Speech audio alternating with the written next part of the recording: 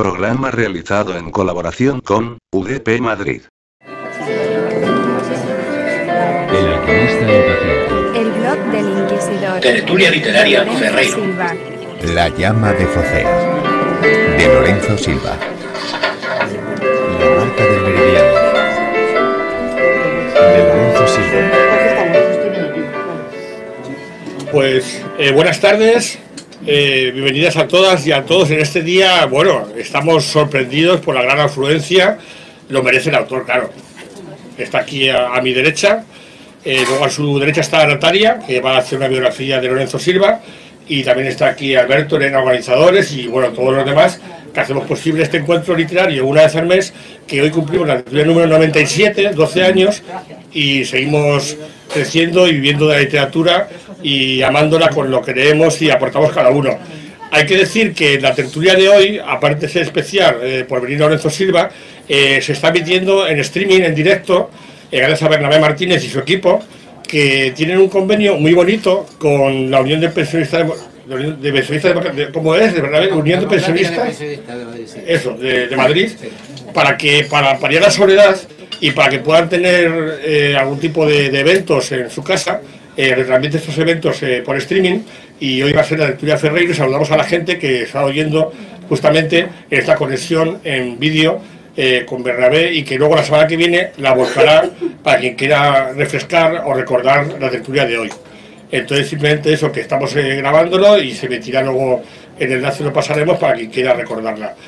Creo que nada más, que tenemos mucho que contar en estos libros que hemos hoy abordado con Lorenzo Silva, los dos últimos que ha publicado, y antes de darle paso a él, queremos empezar con Natalia Santamarina, que ya la conocéis, que va a hacer un retrato, como ella bien sabe, de Lorenzo Silva, aunque todos seguro que le conocéis porque no para en la radio, publicando, está en todos sitios, pero aquí está con nosotros también, se lo agradecemos mucho. Y Natalia, cuando quieras.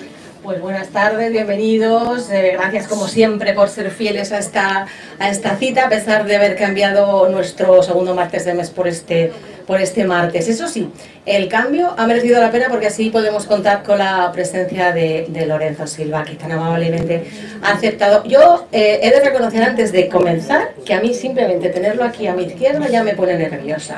Es decir, cuando se ha querido sentar, me dice: Pilar, déjale pasar. Y digo: ah, que le estoy cortando el paso. Sí, es que de verdad me pone a mí tener... Oh, sigo. Que, pues eso, si recordáis, Lorenzo Silva nos visitó en el año 2016 con Don de los Escorpiones, y esta tarde viene con dos entregas de su exitosa saga de los guardias civiles, Rubén Bevilacqua y Virginia Chamorro. Una de ellas es La llama de Focea, creo que es la 13ª, ¿sí? Sí. Sí, vale. Y la otra es Púa, que es la última que acaba de escribir. Además es una serie que ya comenzó en 1998 con El país de los estanques. Ya lleva un cuarto de siglo, que no está nada más. Bueno, un cuarto de siglo los guardias civiles, pero tiene mucho. Su obra es muy extensa, sus actividades, sus colaboraciones, en fin, que es todo muy amplio. A mí me gustaría, por lo tanto, aportaros algo sobre el escritor de hoy, pero hay tantísimo que contar que os daré tan solo unas pequeñas pinceladas, ¿no? Y espero que a lo largo de la tarde descubramos más sobre él, porque estamos hablando de uno de los grandes referentes de la literatura española contemporánea. Se define como contador de historias, un arte noble y necesario. Él dice: no te avergüences de él. Un arte lento, no tengas prisa. Un arte para los demás, sé generoso. Un arte duro, sé sacrificado. Un arte hermoso, sé agradecido. Y si os preguntáis por qué escribe Lorenzo Silva, es sencilla la respuesta: porque le gusta, le divierte y le hace feliz. No necesita más razones. ¿Y por qué lee? Pues porque le gusta, le divierte y le hace feliz. Tampoco necesita más razones. Ahora ya sabemos por qué esos más de 60 títulos firmados, esos 6 premios literarios de los cuales destacamos el Nadal, finalista por su obra La flaqueza del bolchevique, que fue además llevada al cine, y el otro premio a resaltar es El Planeta, ganador por su obra La marca del meridiano. También vamos a felicitarle hoy porque la Asociación de Editores de Madrid te acaba de otorgar hace pocos días el premio Antonio de Sancha 2023 en reconocimiento al conjunto de tu obra literaria y periodística, y además en agradecimiento a tu constante defensa de los derechos de autores y editores. Un premio que además no te han entregado, que será el 12 de diciembre en el Círculo de Bellas Artes. Así que enhorabuena y muchas felicidades. Remontemos a tus inicios literarios. Su primera historia la escribió en la primavera del 80, en su habitación, en la casa donde vivía, en la casa de los padres, en Cuatro Vientos. Cambió el jugar a contar historias por jugar a escribirlas, solo por curiosidad y por jugar de otra manera, como para ver si eso añadía a la cosa alguna novedad, porque él decía que sus palabras se las llevaba el viento. Menos mal, digo yo, que dio un giro a esos juegos. En aquel entonces Lorenzo Silva tenía 13 años, le faltaban 3 para darse cuenta de que había desencadenado algo importante en su vida, importante, pero él creía que no le iba a dar para vivir. Por eso, y solo por eso, terminó la carrera de Derecho. Y trabajó como abogado, ¿eh? Lo que pasa es que pensaba que la escritura no le iba a dar para vivir. Pero como la vida tiene muchos giros, caminos, recorridos, bueno, como lo queráis llamar, se vio ganándose la vida con su profesión verdadera, que es la escritura. Si retrocedemos a los guardias civiles, pues la verdad que no les querían en las editoriales. Lorenzo Silva un día, con su primera novela de la serie Bajo el brazo, en el 95, recibió el rechazo unánime de todas las editoriales a los que envió el ejemplar. España no era país para novelistas policíacos, y menos si sus protagonistas eran o son guardias civiles. Parece mentira, ¿eh? Que le dijeran esto con lo que tenemos ahora, ¿no? Una serie que ya lleva el cuarto de siglo que decíamos.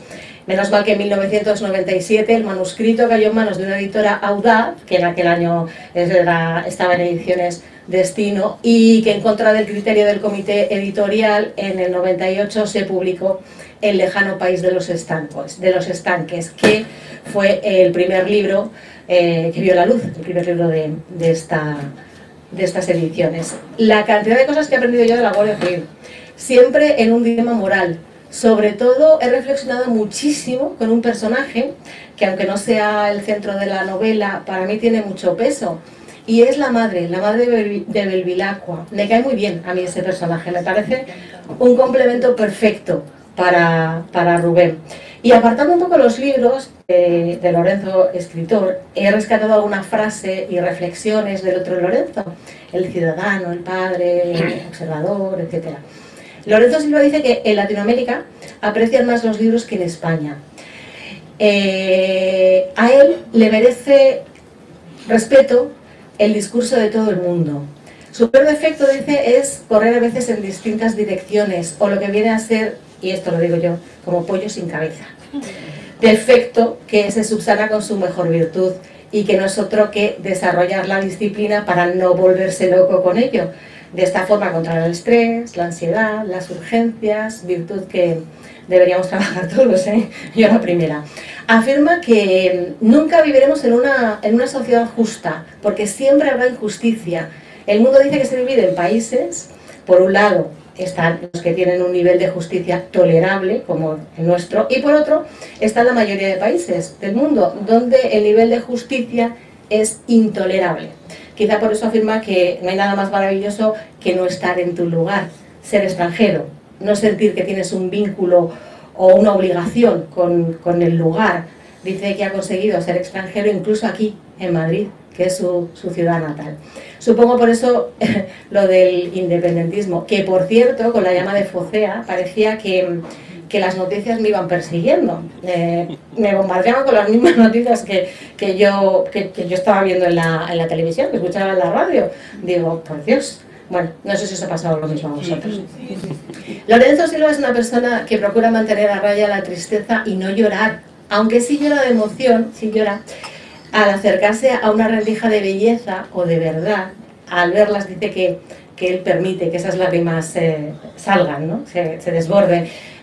Aunque también dice que lo mejor es su hija pequeña. Y no solo mantiene a raya la tristeza, sino que también consigue sacudirse la nostalgia al leerse sus primeros escritos, porque el reloj no se detiene y cada día hay que cumplir con ese otro que nace cada mañana. Ha llegado a manejar 12 investigadores, que no debe ser fácil en una novela. Como novelista se debe al más grande de todos, español, al más grande del mundo, dice, a Miguel de Cervantes. De hecho, cuando tenía 12 años, su profesor de literatura le dijo, bueno, le dijo a toda la clase, mañana venís todos con un ejemplar del Quijote. Leyeron como una docena de capítulos. Y cuando llegó el verano, cuando llegó la época de descanso, pues el niño Lorenzo se leyó entero el Don Quijote de la Mancha. Lo de la temática de sus novelas, queridos tertulianos, pues no creáis que es complicado. Según dice, él vio un atardecer en el horizonte de Gibraltar y sin trama, sin personajes, solo con la imagen, solo con ese espacio, escribe su novela lejos del corazón. Claro, sabemos que un capítulo nos ha contado que Vila y Chamorro pues lo puede escribir como unas 4 horas, siempre y cuando tenga tranquilidad, silencio, luz. Y fijaos que en sus inicios, al principio, le preocupaba el no tener que contar, no ser capaz de terminar las historias, y le preocupaban los diálogos de los personajes.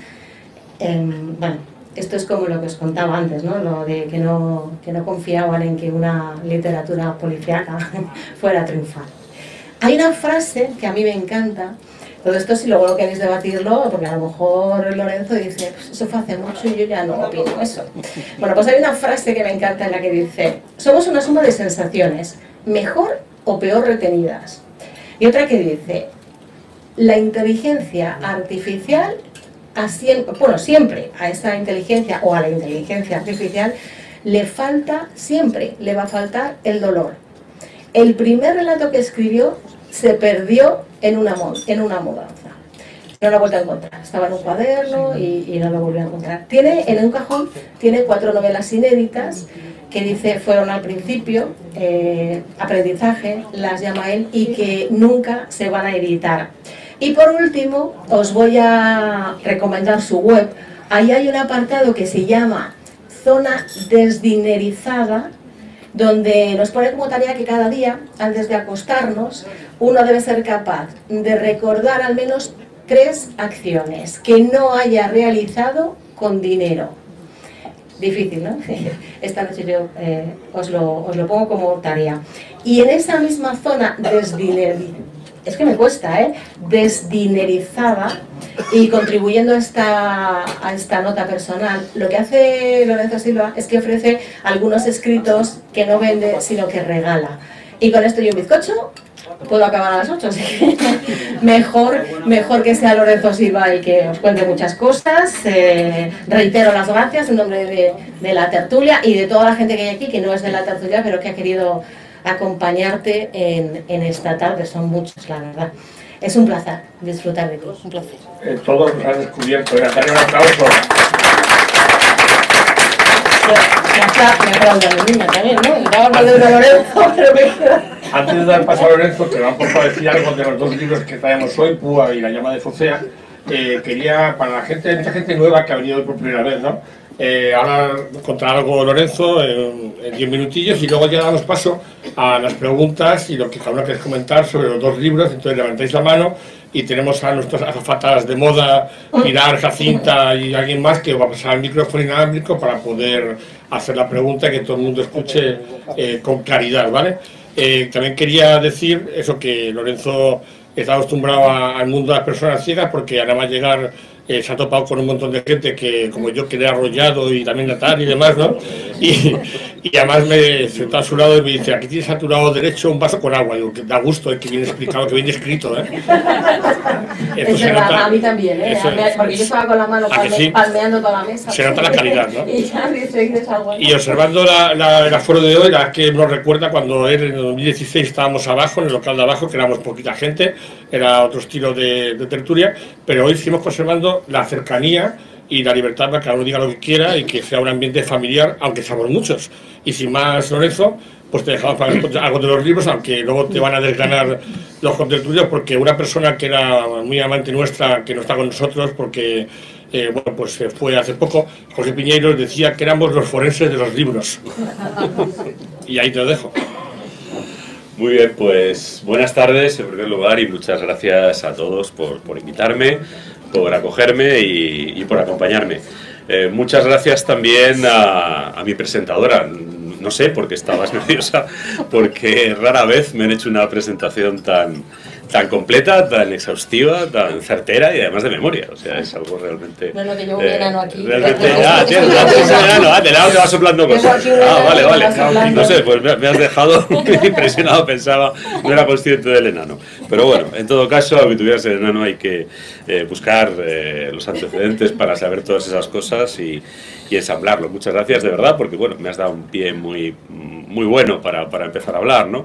Fíjate, una de las cosas que pensaba escuchándote es que, otra cosa que tengo que agradeceros, es que me estáis ayudando a tener mis 3 cosas de hoy que no hago por dinero, ¿no? Procuro que sea alguna más, incluso. Pero bueno, he aprendido que lo más gratificante que puedes hacer es aquello que brota de la generosidad y que se encuentra con la generosidad de los demás. O sea que para mí siempre es un placer venir a esta tertulia. Y bueno, también recordaba escuchándote que hace 7 años, vamos, me lo habéis recordado, hablamos de ¿Dónde los escorpiones? No sé cómo, si a través de vosotros o por alguna gestión vuestra llegó a mi casa un ejemplar de Donde los escorpiones en braille, donde lo leyó alguno de los contertulios seguramente. Bueno, tengo que decir que ese ejemplar no está en mi casa porque conseguí hacérselo llegar a una alumna ciega de español en Plovdiv, en Bulgaria. Estuve allí, me enteré de que había una alumna ciega que era muy lectora y bueno, pues dije, yo tengo en mi casa un libro en braille que yo no voy a poder utilizar porque no sé leer en braille, vamos a ver cómo te lo puedo hacer llegar. Gracias a la Embajada de España en Sofía, pues pudo hacérselo llegar y ese libro pues está allí en Bulgaria, que es algo que también me reconforta mucho. Hablar de 2 libros tan diferentes y hacerlo brevemente para no consumir demasiado tiempo es bastante difícil.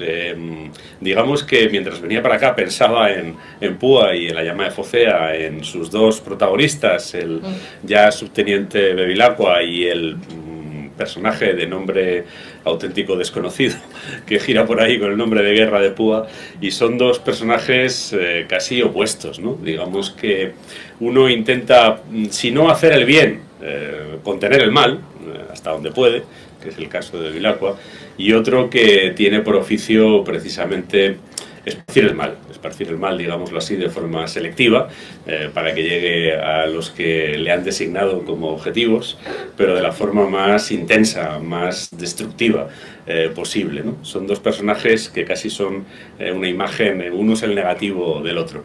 Pero al final salen del mismo escritor, salen de la misma mirada sobre el mundo y probablemente también brotan de una misma necesidad.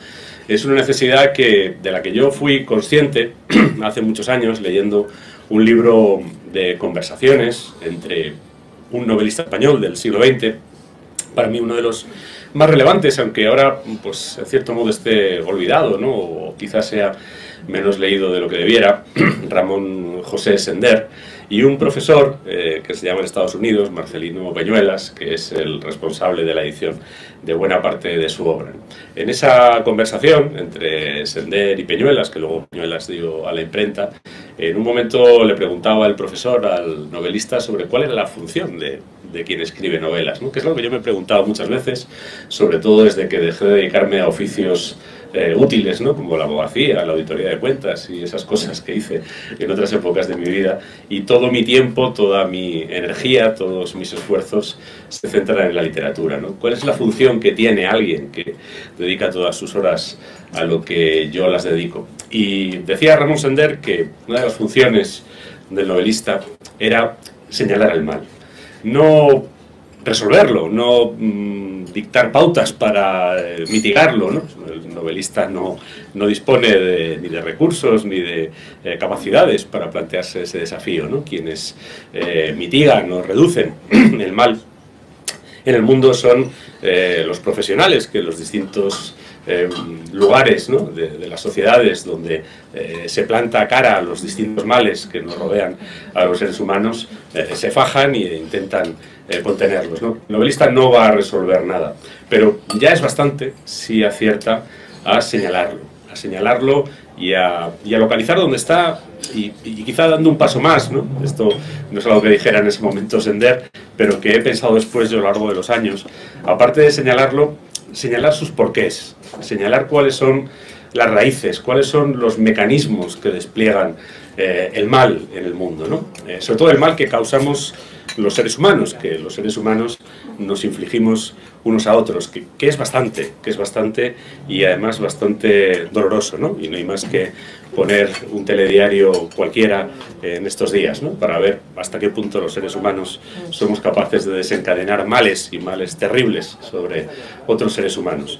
Y probablemente a eso está dedicada la mayor parte de mi producción novelística, incluidas estas dos novelas.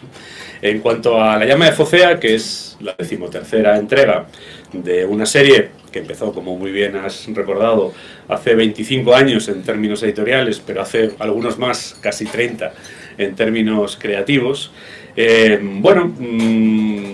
Yo soy autor de novelas policíacas porque he sido lector de novelas policíacas. Esto es una obviedad, pero no está de más decirlo, ¿no? Y soy autor del tipo de novelas policíacas que escribo porque de todas las novelas policíacas que leí en mi juventud, hubo unas que me interpelaron por encima de otras, ¿no? Yo leí entretenido y con cierto placer y mayor o menor admiración las obras de Conan Doyle, Agatha Christie, Edgar Allan Poe, Dashiell Hammett, Jim Thompson, bueno, en fin, los grandes autores de la novela policial clásica y de la novela negra, después llamada novela negra estadounidense, ¿no? Pero si yo escribo novelas con criminales y con investigadores, es por culpa de Raymond Chandler. Raymond Chandler, además de ser uno de los grandes maestros de la novela negra norteamericana, tenía algo más que yo no encuentro en otros. Y él mismo lo dice, él mismo da la clave, ¿no? En una de sus cartas le escribe a su corresponsal que todo empieza por la poesía. Y se podría cerrar la frase diciendo todo empieza y todo acaba en la poesía, en la literatura, ¿no? A diferencia de otros narradores criminales, en la obra de Raymond Chandler la poesía está omnipresente. La escribió en su juventud, luego abandonó los versos, aunque se conservan algunos de sus poemas, y yo incluso traduje al español algunos de ellos, porque no están publicados en español, al menos que yo sepa. Y esa mirada poética sobre la realidad, esa mirada poética sobre quienes delinquen y sobre quienes se enfrentan a quienes delinquen, sobre quienes investigan para tratar de averiguar, como él decía, que es la función del detective, una verdad oculta. Esa mirada es la que a mí me trajo a la novela policíaca, y de esa mirada es de la que sale Bevilacqua y de la que sale todo su recorrido. Yo quise trasladar esa mirada que la ficción criminal ha trasladado sobre la condición humana desde el principio, que la novela negra estadounidense trasladó sobre el tejido social, y que Raymond Chandler, a través de esta mirada poética, trasladó a lo que es el fondo de las personas, de los seres humanos, a menudo rotos, ¿no? O quebrados o fracturados de alguna forma, que aparecen en las historias criminales. Eso lo quise trasladar a la realidad española de mi tiempo. Y busqué y pensé quién me podría ayudar, y llegué a la conclusión de que lo haría de la mano de un guardia civil. Al principio, pues la verdad es que tuve bastantes razones para pensar que una vez más había metido la pata, ¿no? Porque la acogida no pudo ser más gélida, ¿no? Creo que decir fría sería decir poco. Que tú termines tu primera novela, digas, hombre, creo que no está del todo mal, imprimas 10 o 12 ejemplares, además, oye, con el dinero que entonces costaban las fotocopias, y que a mí tampoco me sobraba, y lo mandes a un montón de sitios y todos te lo devuelvan, y nadie te diga nada salvo uno, que lo que te dice es que la novela policíaca no tiene lectores en España y como guardias civiles no los va a tener nunca, pues te hace pensar que efectivamente te has equivocado, ¿no? Pero bueno, afortunadamente hubo otros episodios en la historia que tú has referido, y gracias a esos otros episodios, a la confianza de algún editor y a la respuesta muy generosa de los lectores desde la primera entrega, he podido ir de la mano de este personaje tratando de bucear en los conflictos de la sociedad en la que vivo, ¿no? Los conflictos individuales y también en los conflictos no decir colectivos, que parece derecho laboral, de los conflictos sociales, ¿no? De los conflictos que tienen que ver con las disfunciones o con las quiebras o con las roturas en el tejido social. Que al final, si uno se fija, todos los hechos criminales participan de esta doble condición. Siempre hay condicionantes individuales y siempre hay condicionantes sociales. Ninguno basta por completo para explicar una conducta criminal, ¿no? Cuando alguien dice, yo es que me he convertido en un delincuente por las circunstancias, y yo he conocido a personas que podían estar en ese discurso, ¿no? Pues siempre les puedes decir, bueno, en tus mismas circunstancias, en tu barrio, en el mismo momento en el que tú creciste, había otras 1000 personas que no se han hecho delincuentes. A lo mejor hay algo en tu propia condición personal que empuja ahí, ¿no? Pero por otra parte es difícil decir que algo brota solo de la condición individual de alguien, ¿no? Hay muchas más probabilidades de acabar en ese camino si naces, creces y vives en un barrio marginal, sin padres o en malas compañías, que si estás en un ambiente pues acogedor, cálido y de personas que se preocupan por tu futuro y que intentan guiarte para que sea lo más provechoso para ti y para los demás, ¿no? Bueno, pues esas son las historias que trato de indagar con Bevilacqua y La llama de Focea es una más con un tema un tanto peculiar, porque como tú muy bien recordabas, en estos momentos está otra vez de actualidad, y también esta novela tiene una dimensión particular que no tienen otras, que es una inmersión en la vida personal del protagonista, en los momentos quizá más difíciles de la vida personal del protagonista, que en cierto modo explican cómo es, ¿no? En cuanto a la primera parte, bueno, yo he vivido 7 años en Cataluña, del 2008 al 2015, he podido ver cómo la situación allí iba evolucionando hacia lo que finalmente sucedió en el otoño de 2017 y que representó, en fin, se pueden hacer muchas descripciones, pero de manera bastante objetiva representó una fractura de la sociedad catalana que a día de hoy continúa y que en cierto modo ha extendido sus efectos fracturadores al conjunto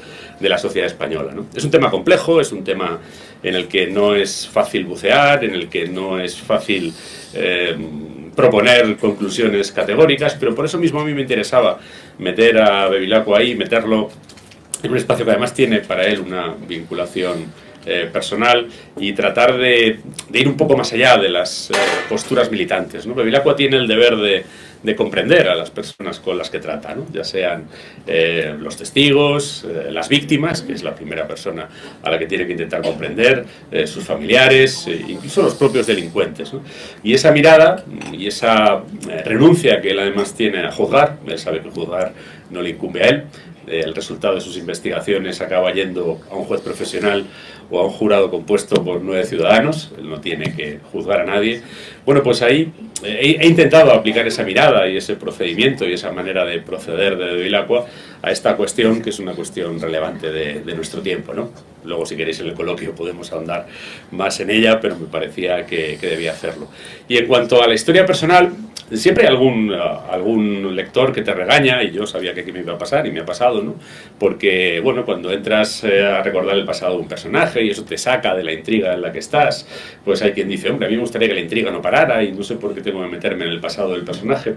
Bueno, yo creo que cada autor, cada narrador tiene su enfoque. Yo he pretendido que Bevilacqua se parezca lo más posible a un ser humano, por tanto tiene una vida, tiene un pasado, tiene una familia, tiene una madre con la que se relaciona incluso cuando está muy lejos de ella, porque prefiero que sea un ser humano con todas esas dimensiones el que se enfrenta a las investigaciones y no una suerte de engranaje de la maquinaria de la justicia que se limita a cumplir con su trabajo, resuelve el enigma, detiene al delincuente y hace todas las operaciones policiales que sean necesario para eso, ¿no? A mí me gusta que haya un trasfondo mayor y por eso pues esta novela ahonda ahí. Todavía me queda algún material de su vida en el que ahondaré en novelas posteriores, pero bueno, en esta me tocaba hacer ese viaje a la juventud de Bevilacqua, a sus años en Barcelona y a las bueno, pues a las refracciones, ¿no? de todo tipo que se producen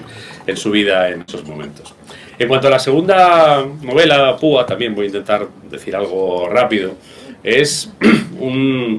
Lo primero que me gustaría aclarar es que es una ficción, y es una ficción con vocación de ficción. A mí no me gusta lo que los franceses llaman roman à clé, no me gusta esas novelas en las que uno escribe para unos entendidos, sin llamar a las cosas por su nombre, dejando que sea el lector el que vaya atribuyendo quién está debajo de cada cosa, ¿no? Si yo quisiera escribir sobre algo concreto que sucedió realmente, lo habría hecho como lo he hecho en otras ocasiones. Lo he hecho en Recordar tu nombre, lo he hecho en castellano, lo he hecho en El nombre de los nuestros, lo he hecho en Carta Blanca, lo he hecho en Niños feroces. He escrito muchas novelas basadas en hechos reales, donde aparecen personajes reales, y esos personajes reales aparecen con su nombre, apellido y con las acciones que se les puede imputar a partir de la documentación disponible. Yo lo que no hago nunca es a un personaje real imputarle cosas que me he inventado yo para que la historia sea más divertida. Se puede hacer, ¿eh? Lo hacía uno de los escritores a los que más admiro y a los que he leído, autor que he leído además intensamente con mi hija pequeña, por lo tanto considero que es bueno para su formación, como es Alejandro Dumas, ¿no? Pero a mí me da cierto reparo poner el nombre de alguien que existió y empezar a escribir y atribuirle cosas que son fruto de mi fantasía. Yo ahí soy bastante restrictivo, ¿no? Pero si hay que hacerlo, lo hago.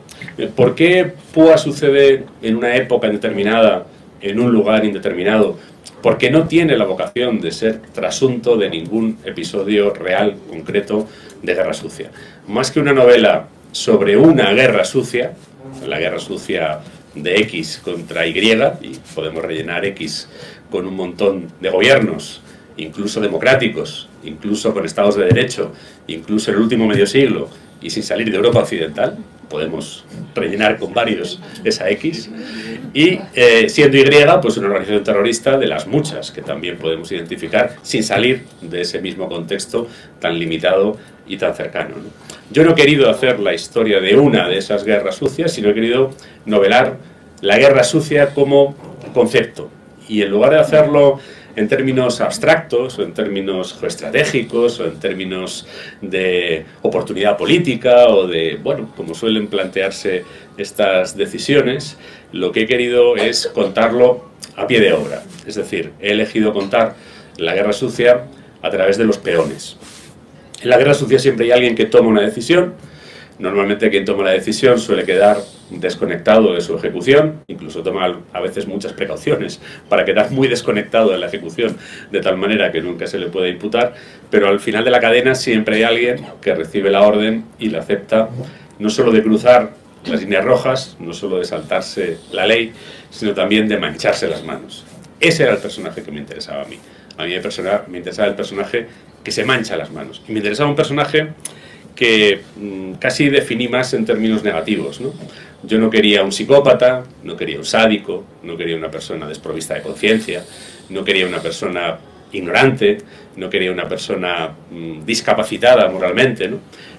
Quería alguien que tuviera conciencia, que tuviera capacidad de entender lo que está haciendo, que no estuviera incapacitado para la empatía hacia el sufrimiento ajeno, como le pasa a un psicópata, y que también tuviera un sentido moral de lo que estaba haciendo. Era un personaje que se viera sometido a un conflicto serio que le hiciera, bueno, pues en muchos aspectos romperse a través de esta experiencia, y luego, una vez que la recuerda, porque la novela empieza mucho tiempo después, cuando él empieza a recordar lo que hizo por alguien que llama a su puerta y que le convoca a regresar a ese pasado, bueno, pues quería alguien que pudiera ser sincero con el lector, por eso la novela está en primera persona, y no recurrir a eso a lo que recurren tantos verdugos, y algunos los tenemos bastante cerca y también en el tiempo, ¿no?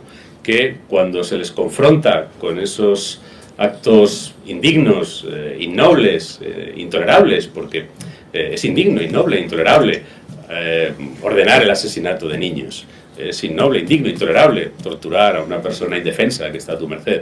Es indigno, innoble, intolerable asesinar a una persona por la espalda a la que no conoces. Todo esto es indigno, innoble, intolerable. No tiene otra manera de describirse con arreglo a ningún sistema moral sostenible, ¿no? Pues cuando se enfrentan a esto, pues optan por echar balones fuera, por escurrir el bulto y por buscar vaporosas justificaciones, ¿no? Quería un personaje que fuera capaz de mirar frente a frente lo que había hecho y en lugar de ponerse estos paños calientes, empezar el relato como lo empieza, diciendo: soy una mala persona.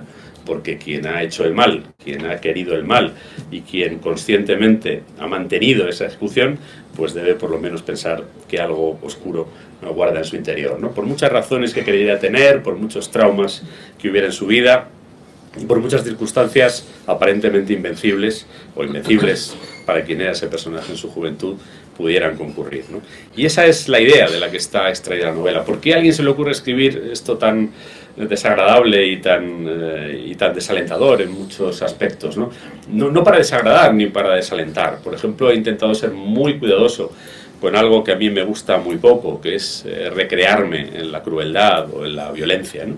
Sobre todo en la violencia ejercida sobre personas indefensas. Es algo profundamente contrario a mi forma de ver la narración y no he caído ahí, ¿no?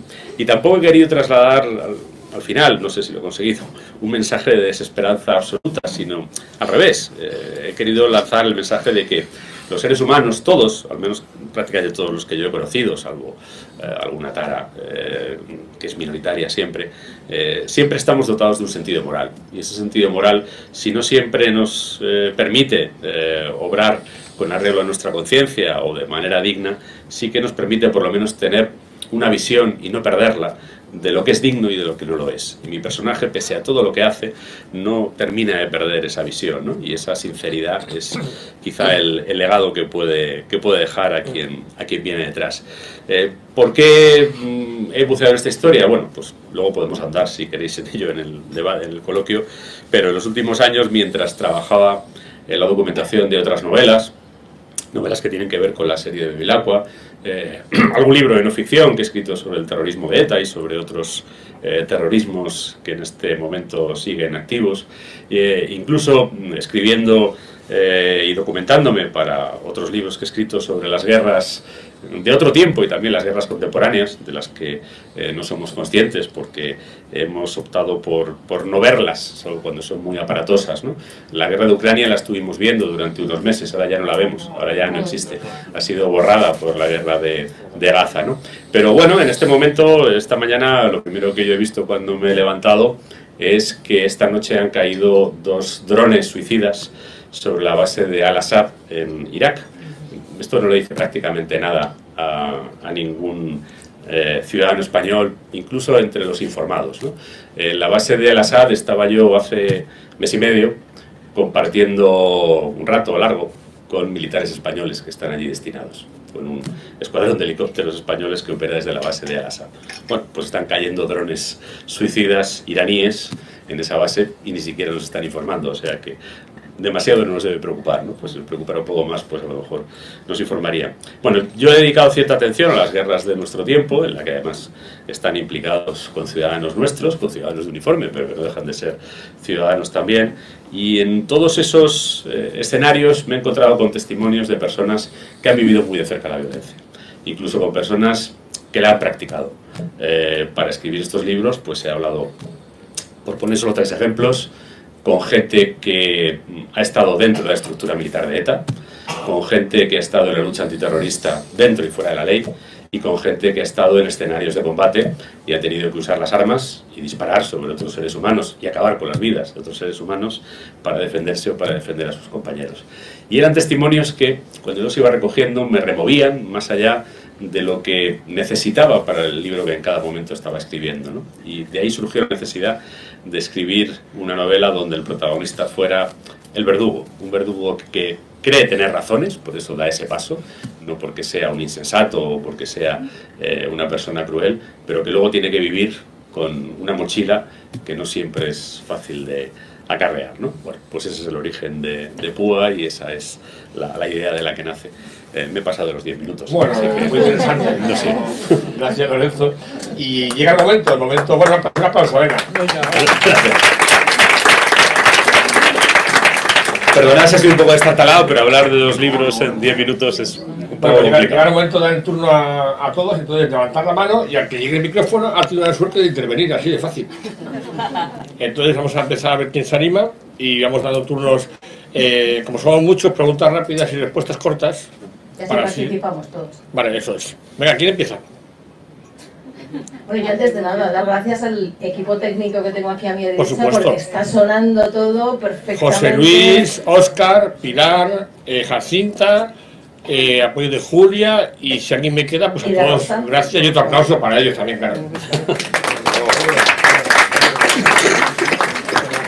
Hola, buenas tardes. Aquí. Sí, bien, Bien. presentaros, sí, Soy presentaros. Javier de la Nava. Ah, Javier, ¿qué tal? ¿Cómo estás?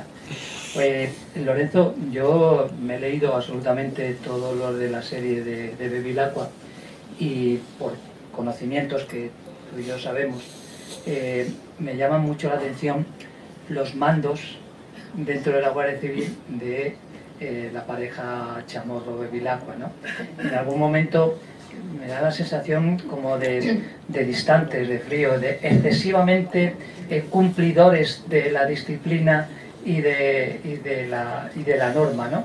De alguna manera has querido reflejar ahí también el contraste por lo que acabas de explicar, de esa empatía, de esa mirada que tiene Rubén hacia el delito que está investigando, y cómo también a su lado hay gente, digamos, que es estrictamente cumplidora de lo establecido y de las reglas escritas, sin pararse a pensar de si son más o menos adecuadas. Bueno, hasta donde yo conozco, y en estos 25 años he tenido oportunidad de conocer a muchos y muchas guardias civiles, y a muchos y muchas que además se desempeñan en labores de policía judicial, como es el caso de Bevilacqua y Chamorro, es decir, de investigación criminal de delitos graves. Es un colectivo amplio en el que hay de todo. Yo creo que quizá, si tengo que hacer una apreciación, el grado de empatía y de preocupación por la dimensión humana de las investigaciones, que por ejemplo la investigación de homicidio siempre existe, es mayor entre los guardias civiles que en otros cuerpos policiales del mundo, ¿no? Yo creo que en general el policía tiene una cierta tendencia a tomar una distancia, también porque va en preservación de su propia salud mental. Si tú te dejas desgarrar por todas las tragedias que pasan por tus manos, pues en 6 meses estás ya directamente en el psicólogo, ¿no? Al final tienes que mantener una cierta distancia, pero yo he visto muchas veces a los guardias civiles, y a muchos, no a uno ni dos, bueno, pues dejar de mantener esa distancia y exponerse a lo que perder esa distancia te produce, ¿no? Hay un caso, por poner un ejemplo, que lo ilustra bien, ¿no? Hace cerca de una veintena de años o algo más, 20 años ya, o 21, no lo sé, asesinaron a una chica de 15 años en Algete, una chica que se llamaba Eva Blanco. Esa investigación estuvo abierta 18 años. Tardaron 18 años en encontrar al autor de la muerte, porque no existía ningún vínculo en absoluto entre la chica y el asesino, ¿no? Pero lo encontraron. Y además lo detuvieron en Francia, que era donde vivía. Consiguieron identificarlo, lo rastrearon y vieron que estaba en Francia, y en Francia lo detuvieron, ¿no? Y el día que fueron a casa de los padres de Eva, yo conozco a las 2 personas que fueron a la casa de Eva a decirles a sus padres que habían detenido al asesino de su hija, todos, no solo los 2 padres, sino también el capitán y el guardia civil que fueron a darles la noticia, acabaron llorando a moco tendido, porque todos se habían implicado personalmente en lo que era tratar de hacerle justicia a esa chica y tratar de sacar a los padres de la tensión en la que vivían. Algete no es un sitio muy grande. Lo que decía el padre durante esos 18 años es que no sé si me estoy cruzando con el asesino de mi hija, ¿no? Bueno, pues a partir de ese día ya puede pasear por su pueblo sabiendo que no se cruza con el asesino de su hija. No le han devuelto a su hija, eso era imposible. Pero digamos que había una implicación humana más allá de lo policial, ¿no? O por ejemplo, mira, cuando detuvieron a los asesinos del concejal de Llanes, antes de que la noticia se diera a los medios, había 2 guardias civiles en la casa de la viuda del concejal, para que tuviera noticia directamente por ellos, para que no la viera en la prensa. Y el lugar estaba muy lejos de donde se detuvo a los responsables que vivían todos en el País Vasco. Es decir, si fueron allí, no fue para cumplir una misión policial, sino para que esa mujer no leyera por los periódicos ese acontecimiento que tenía que ver con la muerte de su marido, ¿no? Con lo que, bueno, creo que esta dimensión está ahí. No sé si está en todos los cuerpos policiales del mundo, me temo que esto es bastante singular y por eso creo que es importante contarlo. Yo lo intento contar a través de Bevilacqua, pero tampoco quiero idealizarlo, hay gente de todo tipo. Perfecto. Seguimos, ¿no? ¿Alguno más?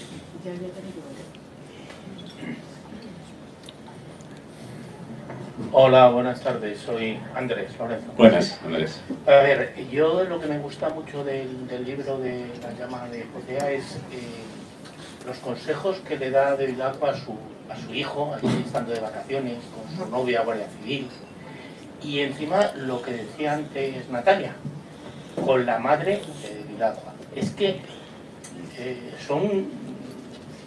no cometas ningún error de los que yo he cometido. Y sé muy claro y muy sincero contigo. Es algo que se queda y parece como una cosa que pasa, pero creo que es muy importante esos consejos. Y otra cosa, que bueno, vives tanto ya con la Guardia Civil, bueno, el Guardia Civil honorífico y bueno, un montón de cosas. ¿Qué sensación tienes cuando vas a alguna de estas cosas, como ahora cuando he dicho la base esta que has estado con militares, y bueno, en ese momento no ha pasado nada, y cuando al mes y pico, pues esto, bombardean o ponen, ¿qué piensas? ¿Me ha podido tocar? ¿No me ha podido tocar?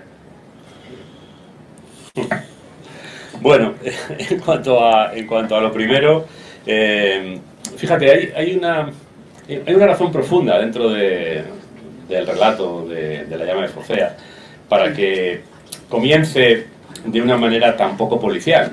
Es decir, comienza con el personaje de vacaciones, con su madre, con su hijo, hablando con su hijo respecto de la novia que le acaba de presentar, hablando con su madre respecto de otras cosas, ¿no?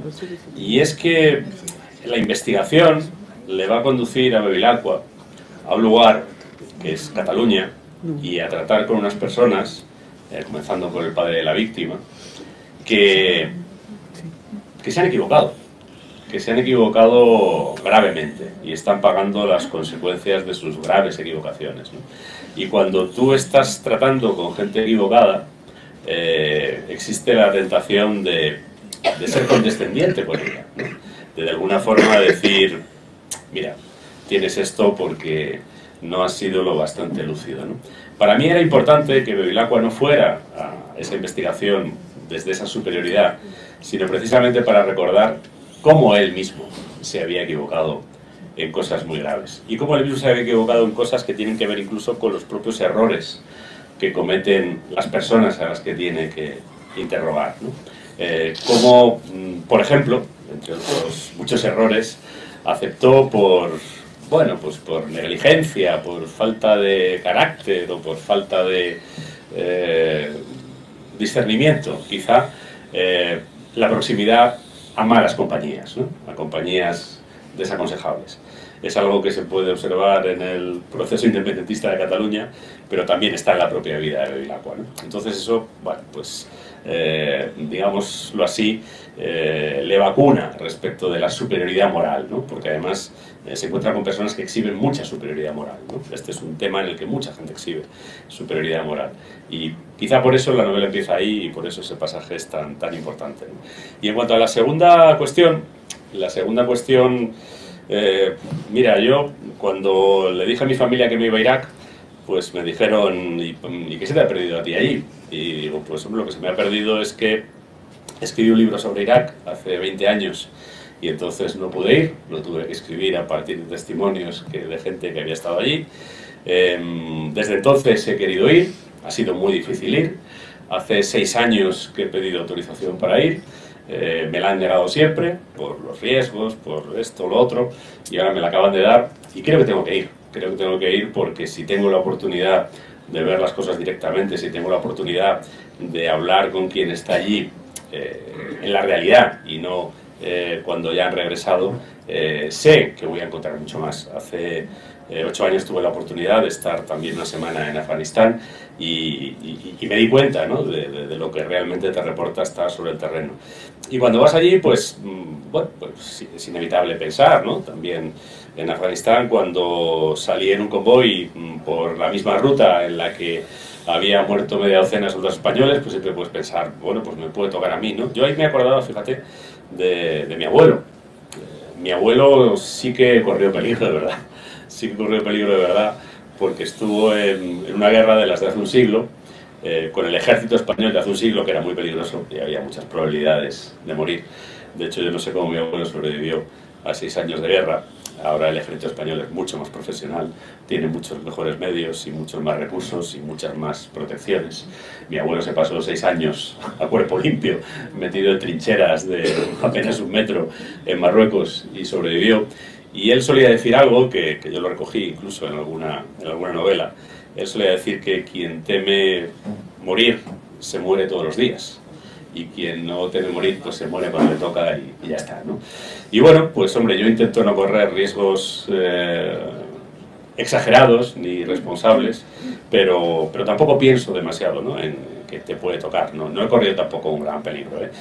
Ha sido una cuestión... A mí lo que me preocupa no es tanto que los drones hubieran podido caer mientras estaba allí. Lo primero que haces cuando aterrizas en una base de esas es que te enseñan el protocolo de seguridad, el búnker en el que te tienes que meter, el chaleco y el casco que tienes que tener a mano, pero tampoco tuve yo una sensación de peligro. No es tanto eso lo que me preocupa, como lo que más me preocupa es que allí tenemos a personas que sí están expuestas a ese peligro, y yo tengo una sensación absoluta de desconexión de la sociedad española con los esfuerzos y con los riesgos que están corriendo varios cientos de compatriotas nuestros. Ni siquiera veo ningún tipo de debate público al respecto. Estoy seguro de que incluso personas que están sentadas en el gobierno, que se sentarán mañana en el gobierno, seguramente no comparten, ¿no?, que haya militares españoles. Si es así, pues a lo mejor no deberían estar en el gobierno, para empezar, porque el gobierno los mantiene allí, o a lo mejor deberían promover otro tipo de debate, ¿no? Pero es más cómodo pura y simplemente ignorarlo, y si le toca a alguno de ellos, pues bueno, te lo enterraremos, le daremos una medalla a su familia y poco más. Muy bien. En la llamada de Focea, Lorenzo, veo que en vez de decir brainstorming, que dicen ahora, dice lluvia de ideas, que es lo que más españolizado. Y ahora con el lawfare, que esas palabras que se ha inventado, ¿qué te parece el uso de anglicismo, que parece que es intocable e imparable, ¿no?, que al final nos va a comer ese tipo de palabras cuando realmente hay traducción española? Y vi cómo ponías tormenta de ideas y me encantó. Bueno, digamos que la contaminación lingüística en el mundo globalizado es casi imparable, ¿no? Y hay una contaminación lingüística que quizás sea hasta saludable, ¿no? No sé, pienso en una cosa que no es muy saludable per se, pero que existe ahora y que no existía, ¿no? Y no hay ninguna palabra. Tuitear, ¿no? No es muy saludable tuitear, creo, pero bueno. pero sería un poco raro, ¿no?, que hubiéramos... no sé, que eso lo llamáramos gorjear, ¿no?, por ejemplo, ¿no?, que sería quizá porque tiene que ver con el ruido de los pajaritos, ¿no? Gorjear sería raro, ¿no? Nadie identifica gorjear con escribir esas cosas que la gente escribe en antes Twitter, ahora X, ¿no? Con lo que hay ciertos extranjerismos que son saludables, ¿no?, y que enriquecen el idioma y abren campos semánticos, ¿no? Hay otros que quizás son empobrecedores, ¿no? Es decir, lo de brainstorming, pues viene de cerebro y tormenta, pues es que no podemos decir tormenta de ideas o tormenta de cerebros incluso, si quieres, ¿no? Son palabras que existen en castellano y el concepto se entiende perfectamente, no hay por qué importar eso, ¿no?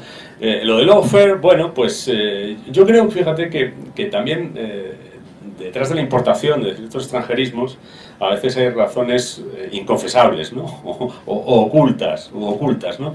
En el fondo, lo que están describiendo como lawfare y lo que pretenden vender como lawfare, es decir, que no solo que por parte de determinados particulares se ejerzan acciones infundadas, judiciales, contra determinadas personas para mediatizarlas en sus pronunciamientos políticos, porque eso per se no pasa nada.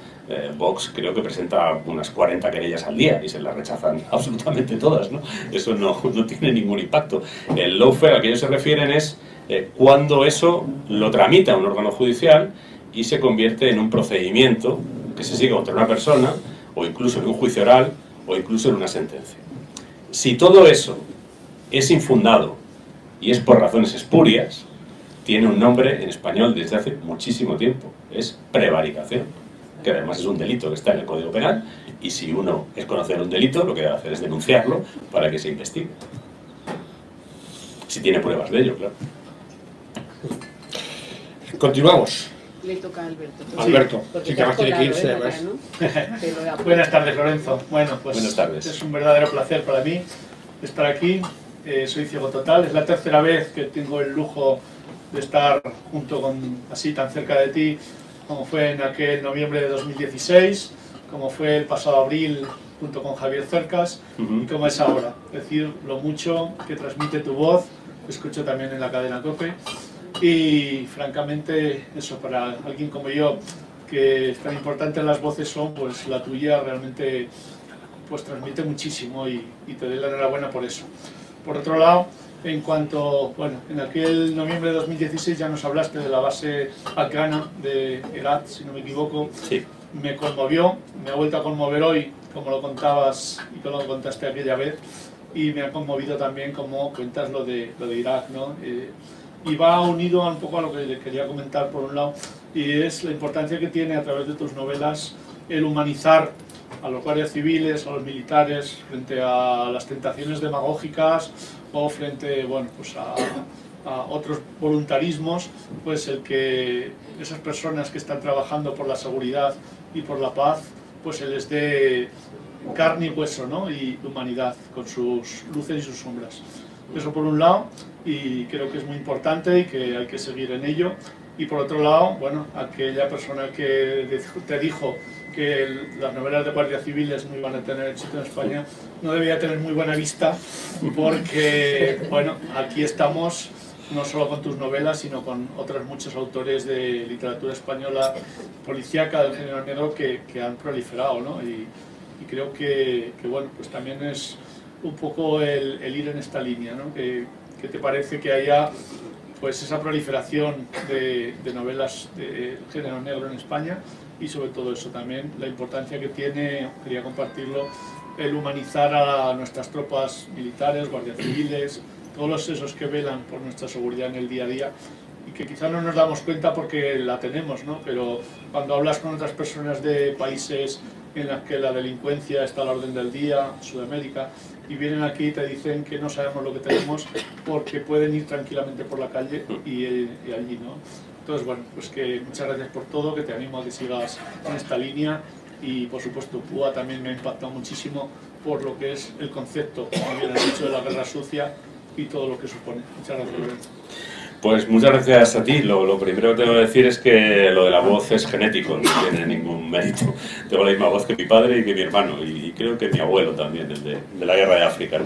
Bueno, lo que sí creo que debes intentar, ¿no? Y la verdad es que para mí fue una buena escuela la abogacía, ¿no? En la que tienes que expresarte oralmente en contextos además de cierta hostilidad, ¿no? Como es, por ejemplo, una vista oral, un juicio es un lugar bastante tenso, ¿no?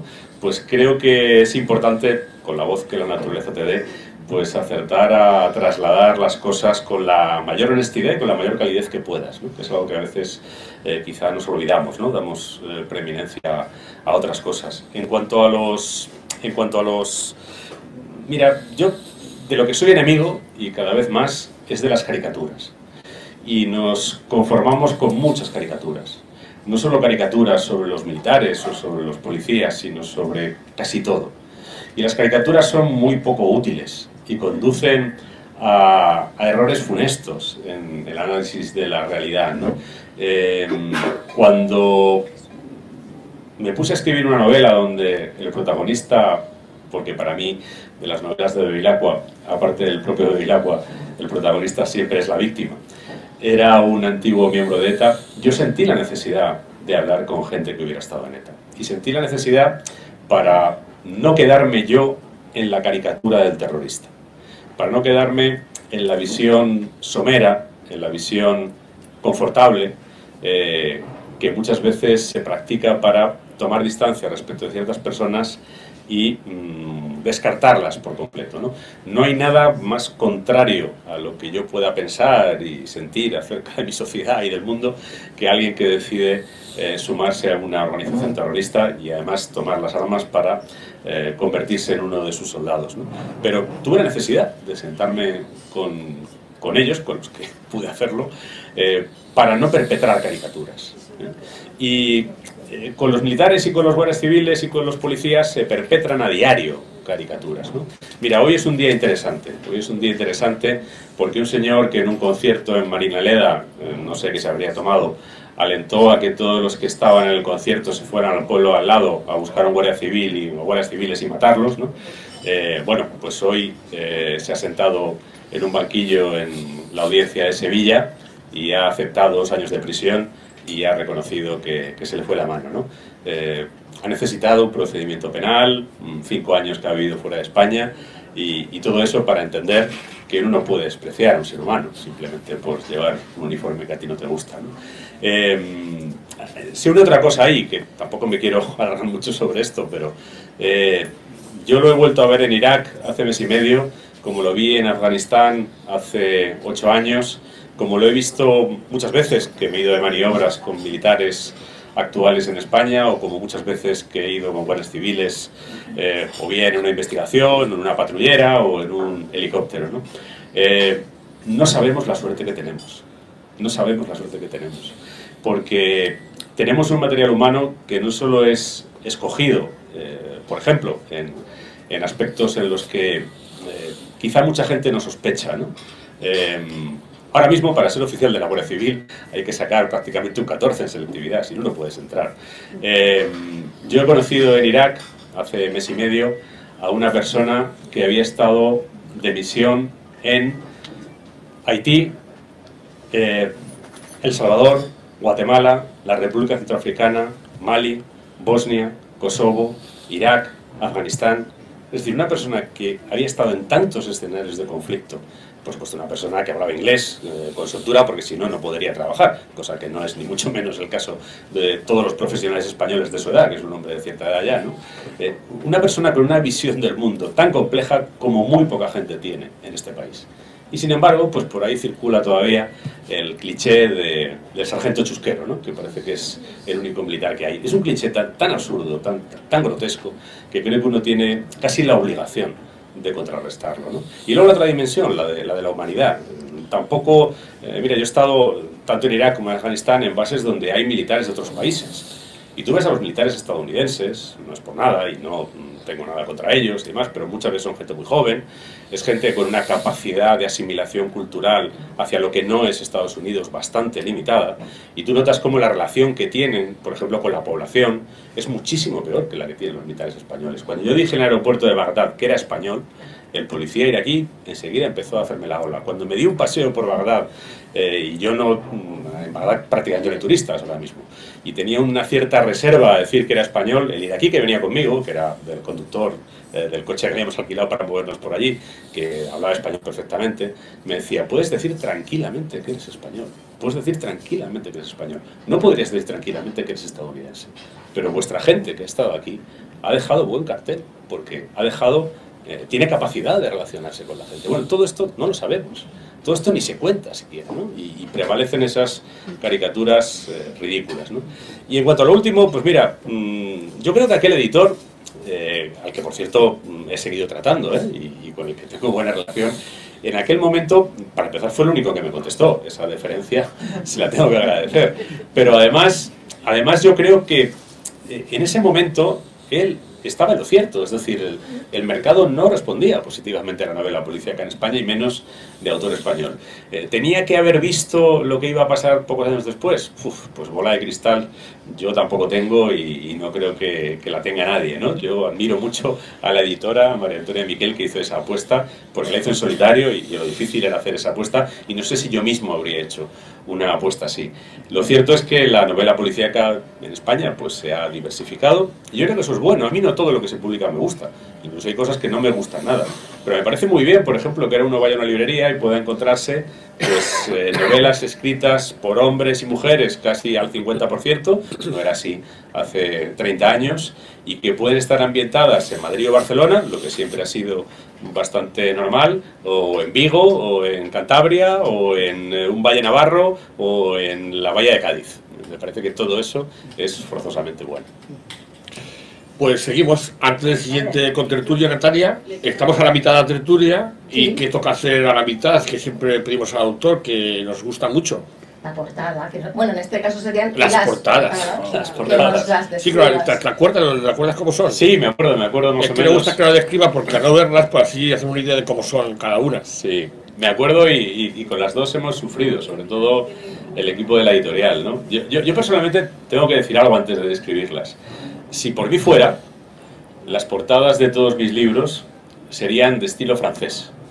Es decir, blancas, con el nombre del autor en pequeño, en negro, arriba, con el título de la novela en grande, en rojo, en el centro, y con el nombre de la editorial en pequeño, abajo, en negro. Así son todas las novelas francesas, todas iguales. No hay competencia en las mesas de novedades para llamar la atención. Pero por alguna razón en España esto no puede ser, así que tienes que hacer cubiertas que llamen la atención. Y eso siempre es un problema, ¿no? Fíjate, la cubierta de La llama de Focea es la única que en muchos años no ha hecho un pintor murciano que se llama Ángel Mateo Charris, que es el autor de todas las portadas anteriores de Bevilacqua, que siempre tenían un paisaje y una figura humana. Por alguna razón, con esta novela no dábamos, o él no daba con proponer una imagen que nos convenciera, ni al editor ni a mí, y al final pues optamos por, en lugar de dibujar una figura humana, lo que aparece es una mano en el centro de la imagen, y de esa mano brota una llama, ¿no? En el fondo la llama de Focea, bueno, tiene una historia detrás, si lo explico es un poco larga, ¿no? Está, bueno, el que ya ha llegado al final ya se la sabe, ¿no? Focea es la polis griega de la que partieron los colonos que fundaron Ampurias, en la costa catalana, ¿no? Y cuando una polis griega fundaba una colonia, de la llama que ardía siempre en el Pritaneo, que era el edificio del gobierno de la polis, se prendía una antorcha que se llevaba para encender la llama que había en el Pritaneo, en el edificio del gobierno de la colonia, en este caso de Ampurias, ¿no? Esa llama, en el fondo, simboliza el legado, ¿no? Que recibimos de nuestros ancestros, ¿no? También es el conocimiento, también es el carácter, todas estas cosas. Por lo tanto, bueno, pues esa mano que sostiene una llama, pues es la mano que sostiene ese legado, ¿no? Desde Grecia llegó a la costa de Cataluña, y hay una reflexión al final de un personaje que no es Bevilacqua, sobre en qué medida los catalanes, como dicen algunos independentistas, son griegos, pero en particular griegos de Focea. Grecia no era un país en aquella época, era un universo compuesto por muchos estados, ¿no? Con caracteres diferentes: Esparta, Atenas, Tebas, la propia Focea, ¿no? Y los foceos, pues nos cuenta Heródoto cómo eran y el carácter que tenían, y bueno, de ahí saca un poco un personaje, una reflexión que está detrás del título de la novela. En cuanto a Púa, pues es un personaje oscuro, y Púa no es un hombre, es un nombre de guerra, ¿no? Yo he buscado un nombre muy breve, creo que será el título más breve que ponga. Me resulta muy difícil imaginar uno de menos de 3 letras, ¿no? que para mí tenga sentido. Y Púa representaba el carácter del personaje, ¿no? Púa, según el diccionario de la Academia, en una de sus acepciones en sentido figurado y aplicado a una persona, representa a alguien fino y astuto, más bien para mal que para bien, que es lo que es Púa. Y entonces se optó por una cubierta tipográfica. Es su nombre en grandes letras naranjas, con la tilde de la U en forma de una púa, en forma de un pincho, y entre dos de esas grandes letras naranjas corre un hombre vestido con una gabardina oscura, un hombre vestido totalmente de negro, ¿no? Pues supongo que la diseñadora quiso representar la oscuridad del personaje y al propio tiempo que está en peligro. Durante la mayor parte del libro está en peligro. Perfecto, pues muy bien descritas, y seguimos. Pregunta Angelina. Angelina. Estoy aquí, Lorenzo. Sí, te veo. Sí. Por si acaso creías que estabas de rodillas, no. Te veo, Angelines, te veo. No se te oye, Angelines. Aunque te hago la columna, pero te veo. Habla. Bueno, que yo no quiero desvelar nada de Púa porque está en braille y muchas personas no se la habrán leído, pero ya has contestado, no sé si sutilmente o verdaderamente, cuando has dicho que es una ficción. Yo no la he dejado porque es un pasaje duro, me acostaba contigo, me acostaba con Púa y me levantaba con la llama de Focea, porque estaba regollendo, sí. Y cuando sacaba a mi perro y me llevaba el libro a la cama y me lo leía, no lo podía dejar. Pero una pregunta que no sé si has respondido antes, ¿lo de Púa es pura ficción? Vamos a ver. No se lo cree. La pura ficción, a ver, la pura ficción no existe. Eso quizás es lo primero que deberíamos decir, ¿no? Y en ese sentido tampoco Púa es una pura ficción. Lo que sí es ficción es que no intenta contar la historia de nadie que haya existido, no intenta describir una organización que como tal haya existido.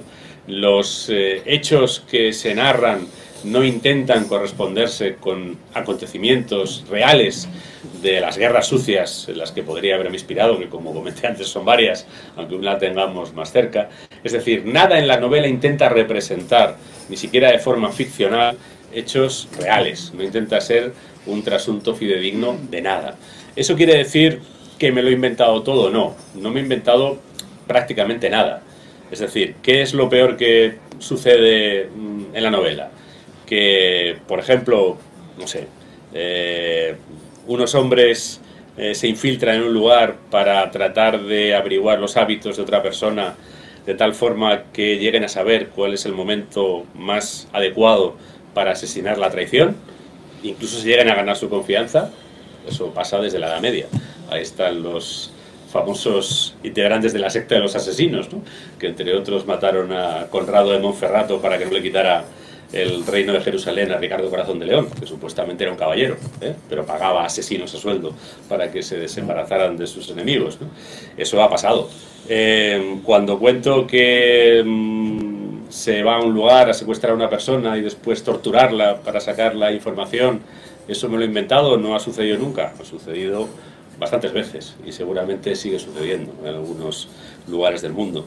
Cuando cuento como una persona que está infiltrada en un ambiente hostil, de repente conoce a una mujer, se enamora de ella, ella de él, y mantiene una relación con ella en la que incluso llega a manipular y a utilizar a una persona a la que quiere, eso no ha pasado nunca. Eso claro que ha pasado, y seguramente volverá a pasar si no está pasando en este momento, ¿no?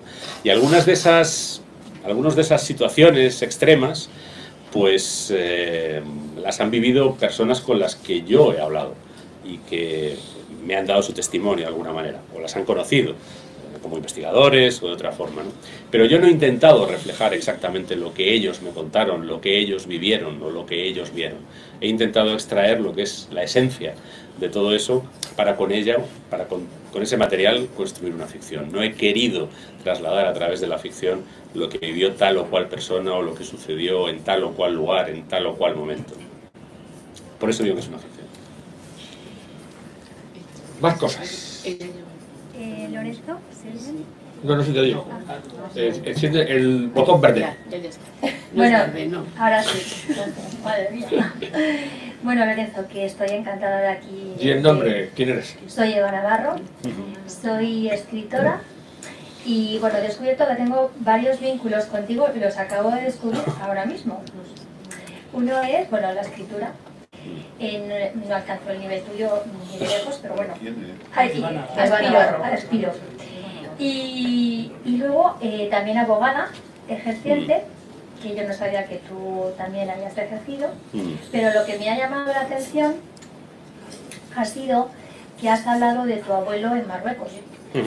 Entonces, a mí me cautivaste como escritor, no por la novela policíaca y todo esto, sino por un libro que cayó en mis manos hace ya mucho tiempo, que se llama Del Rif al Yebala, y me encantó.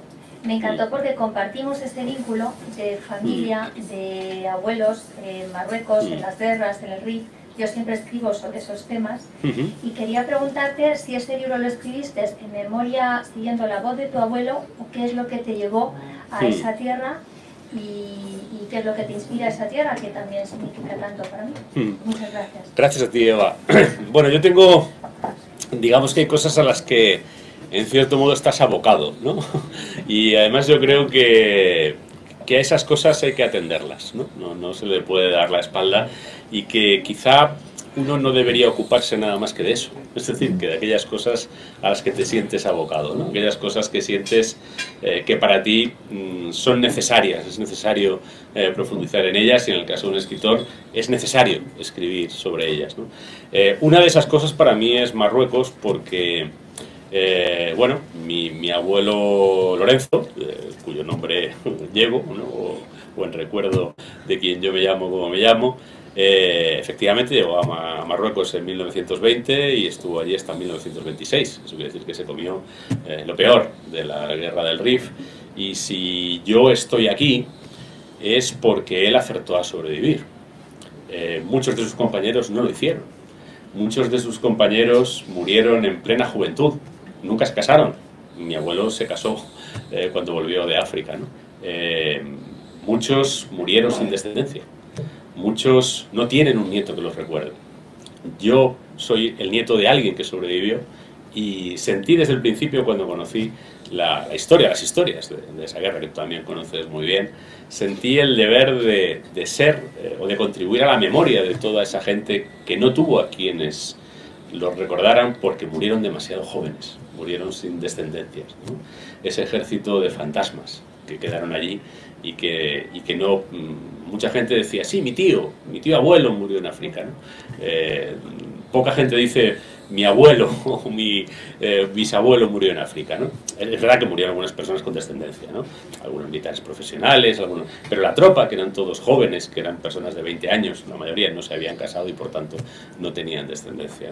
Y yo sentí esa interpelación, pero es que por si eso fuera poco, mi otro abuelo, mi hermano Manuel, está enterrado en el cementerio católico de Rabat. Siempre voy a Rabat y voy con cierta frecuencia. Mi primera visita es a la tumba de mi abuelo Manuel, porque una hermana de mi madre se casó con un marroquí y vive en Rabat desde hace 60 años prácticamente. Yo diría que es ya marroquí prácticamente, ¿no? Y entonces ese vínculo tan profundo, tan directo, ¿no? con el país, a mí me llevó a profundizar, y me llevó a hacer eso que los españoles solo hacemos con uno de nuestros vecinos. Los españoles tenemos, o sea, España tiene 3 países vecinos, vamos a descontar al Reino Unido y a Gran Bretaña por Gibraltar y Andorra, que es un país un poco sui generis. Nuestros 3 grandes vecinos son Francia, Portugal y Marruecos. Hay un vecino del que estamos permanentemente pendientes, y además al que imitamos históricamente muchas cosas, y de cuya aprobación siempre andamos atentos a ver si nos aprueban o no nos aprueban, que son los franceses, y a los otros 2 los ignoramos olímpicamente, como si no existieran, ¿no? Incluso teniendo esa continuidad territorial tan larga como tenemos con Portugal, o la continuidad cultural e histórica que tenemos con Marruecos, ¿no? Si uno examina la historia que está documentada en los últimos 2.700 años, de esos 2.700 años es más el tiempo que las 2 orillas del estrecho han formado parte de una misma unidad política, ya sea el Imperio Romano, ya sea el Imperio Almohade, ya sea el Califato de Córdoba, ya sea el Protectorado Español sobre Marruecos en el siglo XX, que los momentos en los que hemos estado separados. Y eso quiere decir que hay muchísimos vasos comunicantes, culturales, humanos, de todo tipo. Y eso a mí me llevó a escribir sobre estas cosas. Me ha llevado también a ir con frecuencia a Marruecos, y fíjate, frente a tanta mala noticia, a celebrar alguna buena noticia que pasa bastante inadvertida, pero que ahí está, ¿no? La última vez que yo estuve en Marruecos fue invitado por la Universidad Kadi Hayat de Marrakech. Marrakech está en el antiguo Marruecos francés. Es decir, Marrakech es un lugar donde la lengua normal pues es el árabe, o si te vas un poco más al sur, dialectos bereberes, pero la lengua un poco así importada es el francés, no el español. No había ninguna tradición de hispanistas. Bueno, pues en esa universidad, ese lugar cuya referencia cultural es francófona, hay un departamento de español, que además lo han montado un grupo de profesores jóvenes bastante entusiastas y bueno, pues tuve la oportunidad de estar allí con 100 alumnos marroquíes que en una zona francófona lo que quieren aprender es español y no francés, ¿no?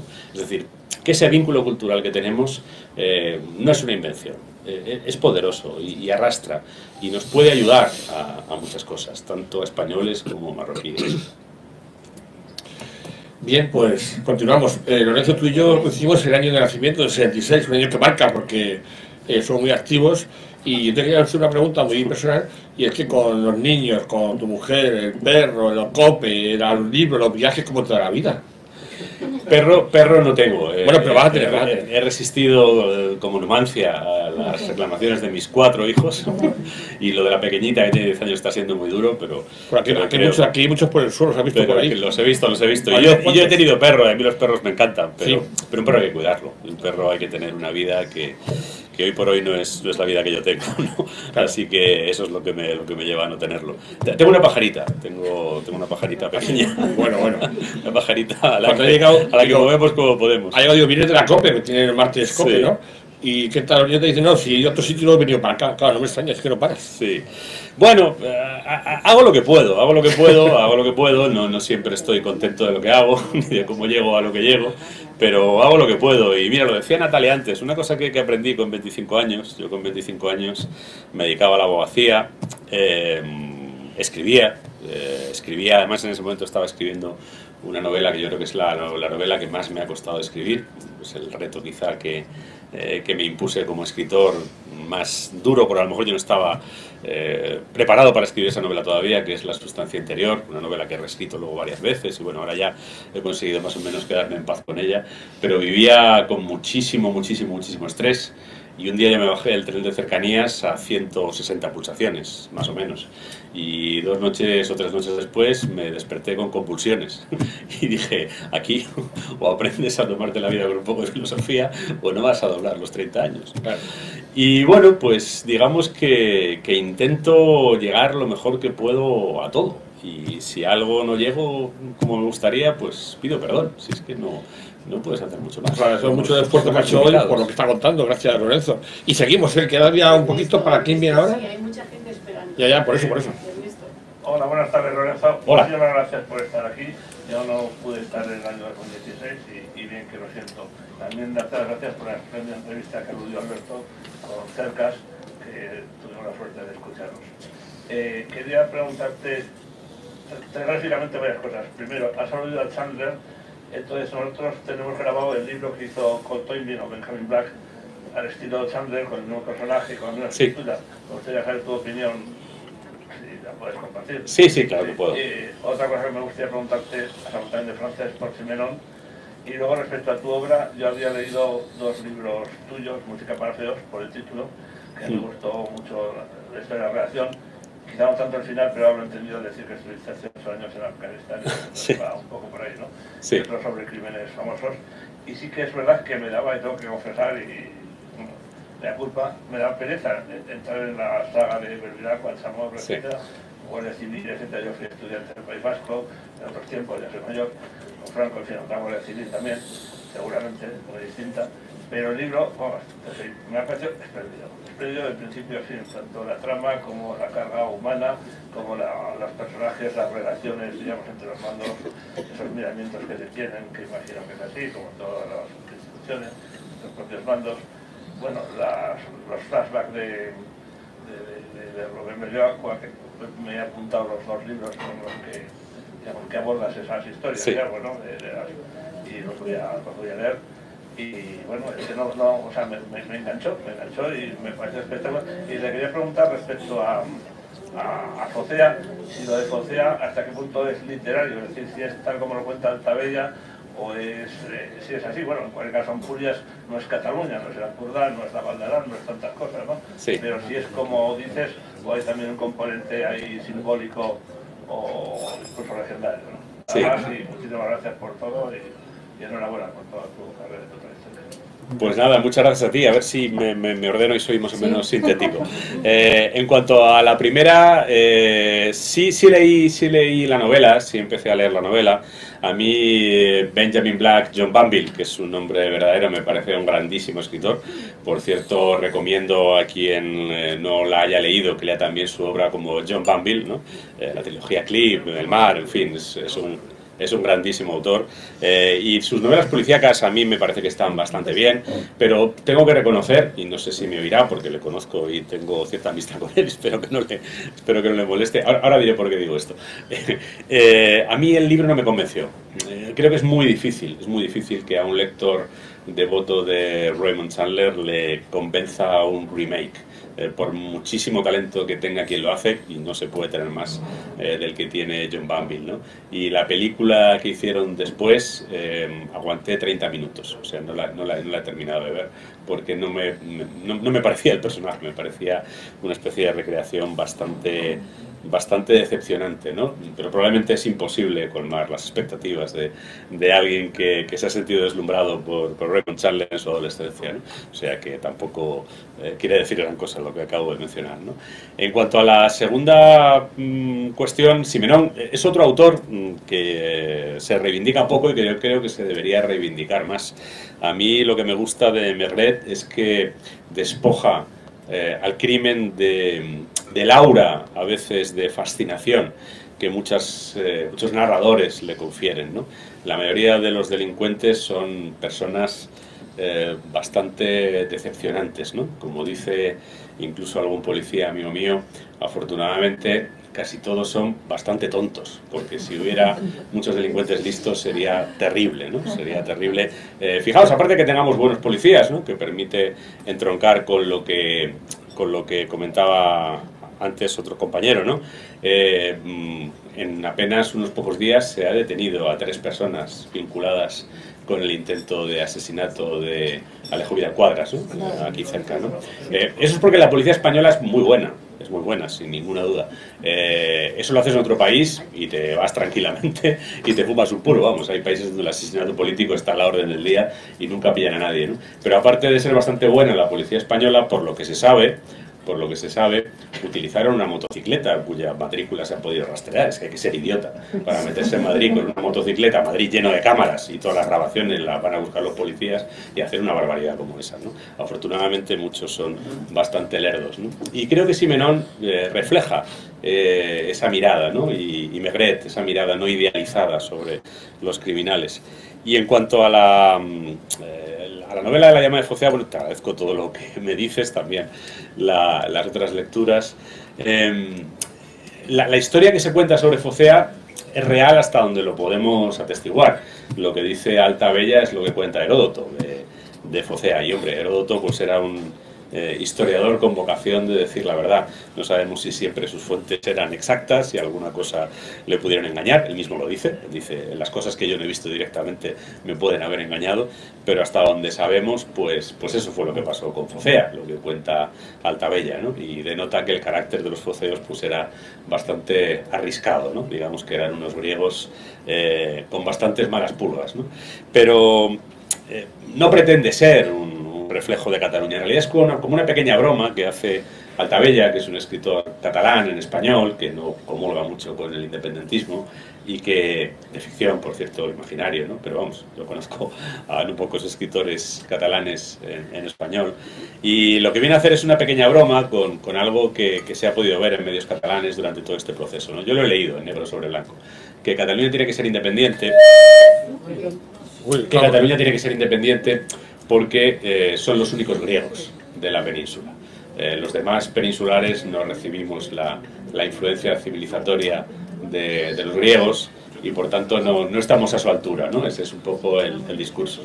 Bueno, pues quizá lo que hace este personaje es ironizar con esa declaración, ¿no? Es decir, que ser griegos no necesariamente significa ser más civilizados, que los griegos cuando se ponían también eran bastante salvajes. Hola, soy Yolanda. Lorenzo, yo te voy a hacer 2 preguntas muy breves. porque hay mucha gente esperando, pero Sí. que tengo mucho interés.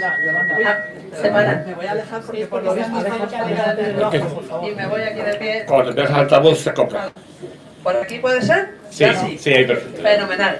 Pues te quería hacer dos preguntas muy breves. La primera, bueno, siempre te ha gustado leer, has dicho, novelas policíacas y estas cosas. ¿De niño o de adolescente has pensado alguna vez ser policía, guardia civil?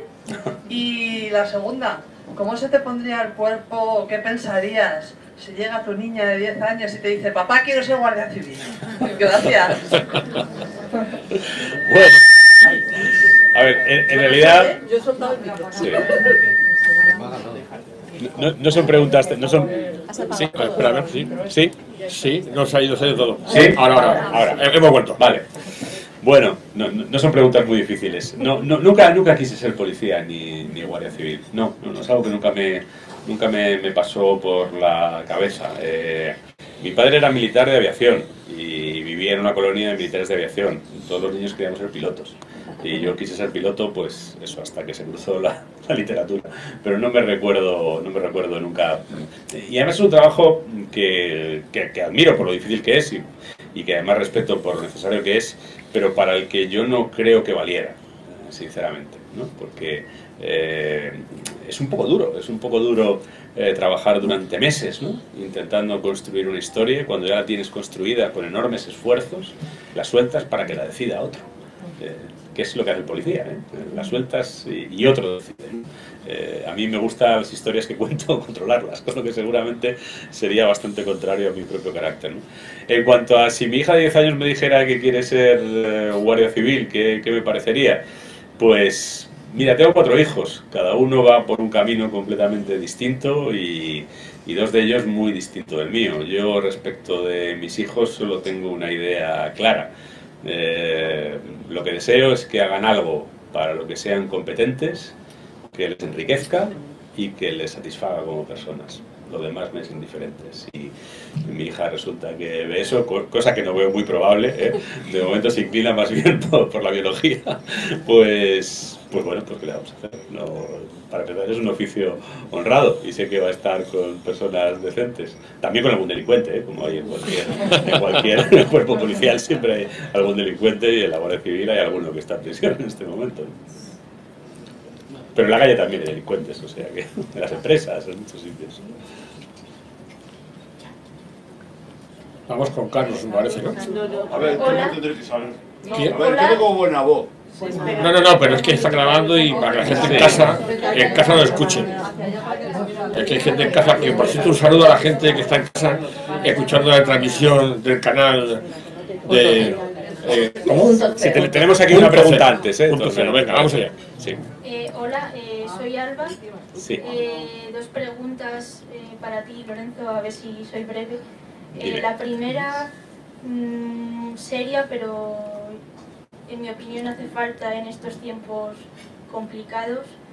¿Qué libro le recomendarías a alguien, ya sea tuyo o de otro autor, que te dijera, recomiéndame un libro que me sirva para sobrellevar mejor la soberbia que hay a mi alrededor? Y la segunda, como esta ha sido muy seria, pues está un poco más muy relajada. Difícil,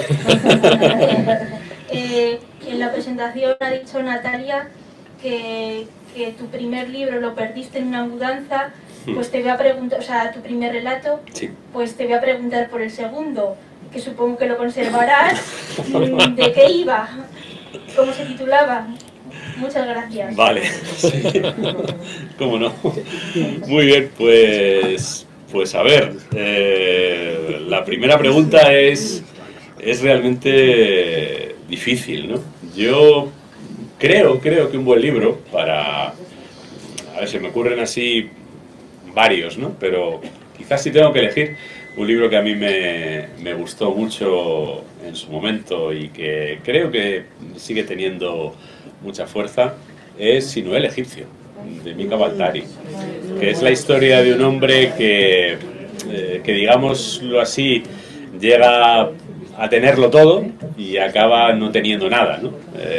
Al final de su relato dice, y esta es la historia de Sinué el egipcio, el más desventurado de los hombres, ¿no? Es una historia, bueno, creo que ayuda a relativizar, ¿no?, el valor de las cosas, el valor de... Él es un médico exitoso que accede al círculo de los faraones, que tiene las mujeres más bellas de su tiempo y tal, y finalmente pues se convierte en un absoluto infeliz, ¿no?, y en una persona que vive en la más completa indigencia, ¿no? Lo relativo que es todo lo que tenemos, lo dejamos de tener. Me parece que es un clásico, es un libro de hace muchos años, pero que sigue siendo bastante útil en general y a lo mejor para eso que me decías, ¿no? En cuanto a la segunda historia, sí me acuerdo de la segunda historia que escribí. Lo que pasa es que yo creo que no llegó ni siquiera a tener título. En realidad, entre los 13 años, tampoco me acuerdo del título de la primera, entre los 13 años y los 15, pues iba escribiendo relatos cortos, que muchos estaban, no sé, basados en fantasías que a mí se me ocurrían. Y yo creo que el primer relato que ya escribí con un título y que lo armé como para, bueno, pues convertir en una pieza literaria, debió ser primero o segundo debut, 14 o 15 años, y ese se titulaba La epopeya de Ubaldo, que era una especie de, no sé, era una mezcla del Principito. Al principio lo que haces básicamente es copiar, o sea, copias lo que puedes, de mala manera, y bueno, pues yo me dediqué a copiar eso. Luego escribí otro que se llamaba, ¿cómo se llamaba el otro? Se llamaba El rencor y el miedo, que en realidad era una copia de Excalibur, de la película aquella sobre los caballeros del rey Arturo, ¿no? En fin, bueno, yo recuerdo todo aquello con cariño, y para mí son entrañables los textos, los guardo, pero realmente no tienen ningún valor literario, tienen un valor sentimental, como recuerdo para mí, un poco más, ¿eh?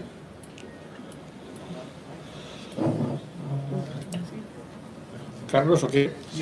Sí. ¿Tiene el micrófono? Hola, Lorenzo. Hola. Soy Carlos y yo solamente dos cosillas. Yo hacía mucho que no entraba otra vez en el género policíaco y bueno, pues ahora he leído estos dos libros y bueno, pues he vuelto a él. Y ahora las preguntas son, ¿en qué estás trabajando ahora? Y luego, segundo, como realmente trabajas con hechos reales, aunque luego no sea pues, los dos libros, vas en la actualidad, pues estamos pasando pues, momentos, yo no digo difíciles ni fáciles, sino diferentes, con todo lo que hay. ¿Trabajarás en algo de esta época?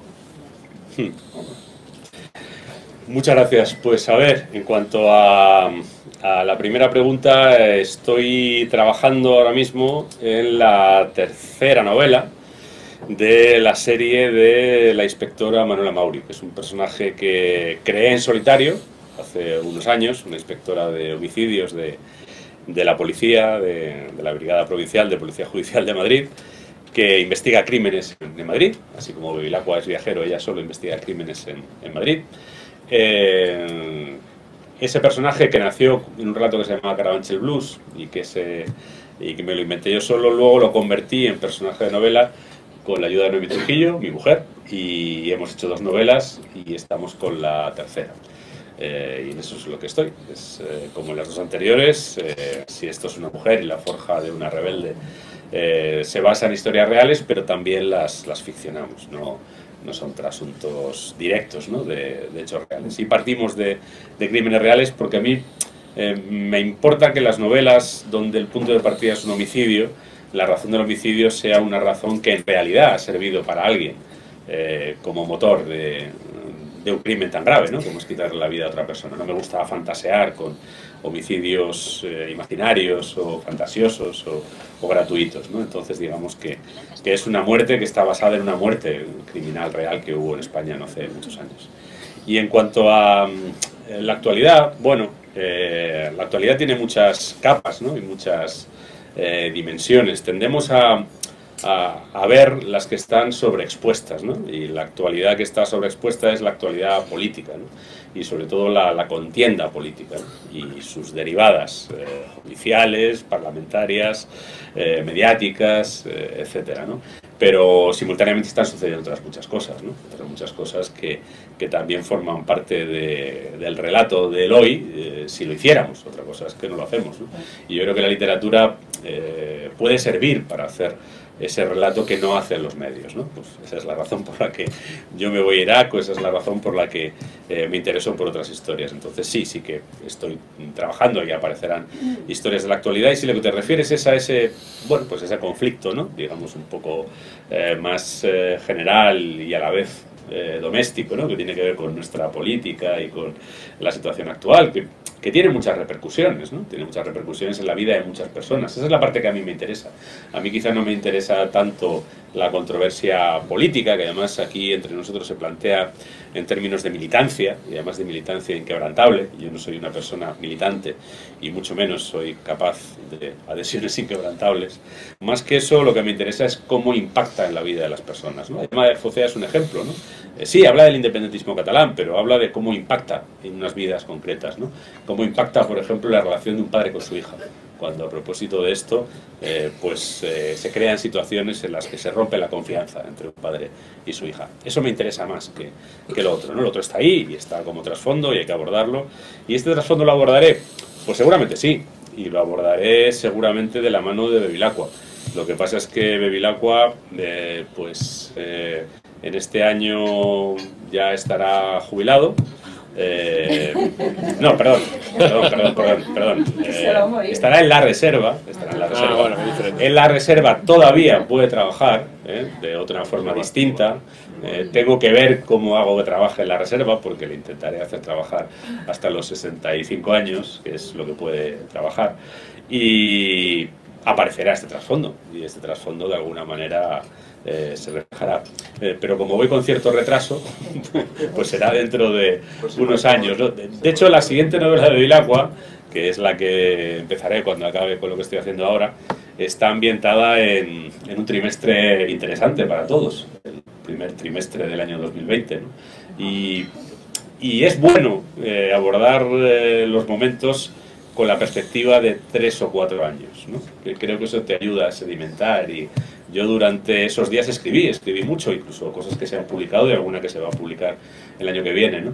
Pero leyendo, por ejemplo, en estos días las galeradas de este libro, que es un libro de textos, artículos, relatos que escribía yo en los tiempos de la pandemia, me doy cuenta de que había que hacer ese ejercicio de escribir en caliente, de escribir mientras las cosas estaban pasando, pero también hay que hacer el ejercicio, y ese ejercicio me sirve ahora para, con la distancia del tiempo, recordar ciertas cosas que si no a lo mejor se me habrían olvidado, pero creo que ciertas cosas se cuentan mejor con un poquito de distancia, cuando han quedado atrás, ¿no? Por ejemplo, durante mucho tiempo quise escribir sobre ETA, y siempre algo me decía, espera.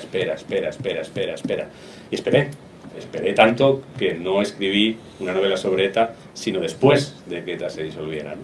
Y me alegro de haberlo hecho así, porque lo que puedes contar cuando la historia ha transcurrido y cuando has tomado una cierta distancia es muy diferente de lo que contarías mientras tienes el volcán debajo, ¿no?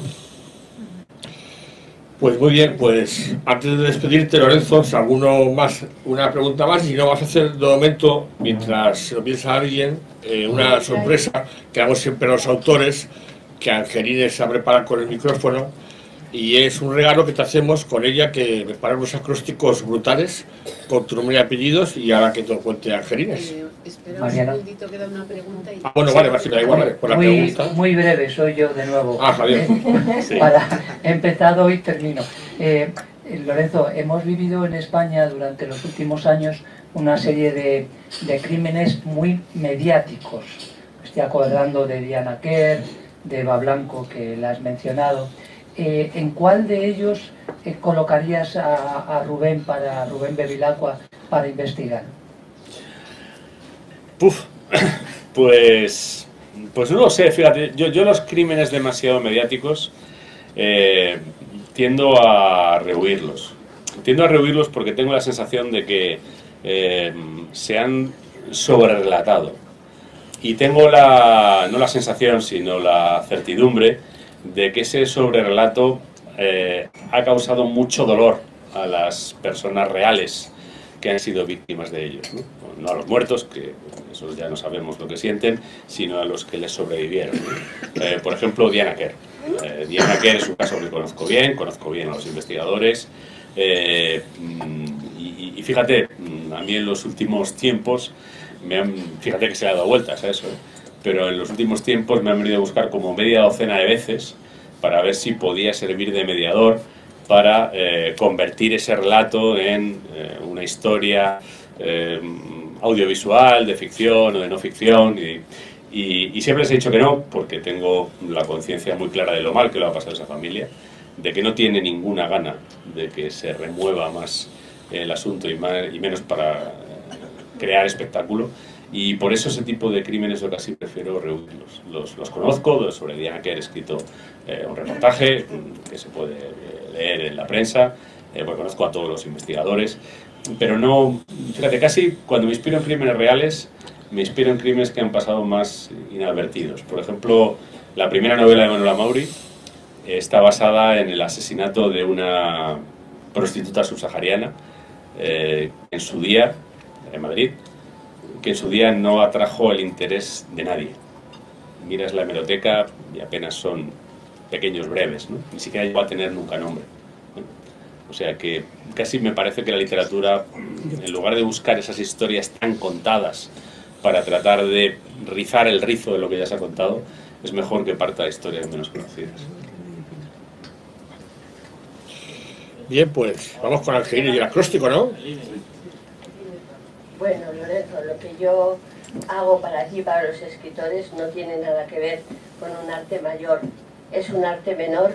Lo que sí que te digo que el tuyo me ha llevado tiempo, porque tienes un nombre y un apellido pues complejo, pero que en ello va mucha dedicación y mucho cariño.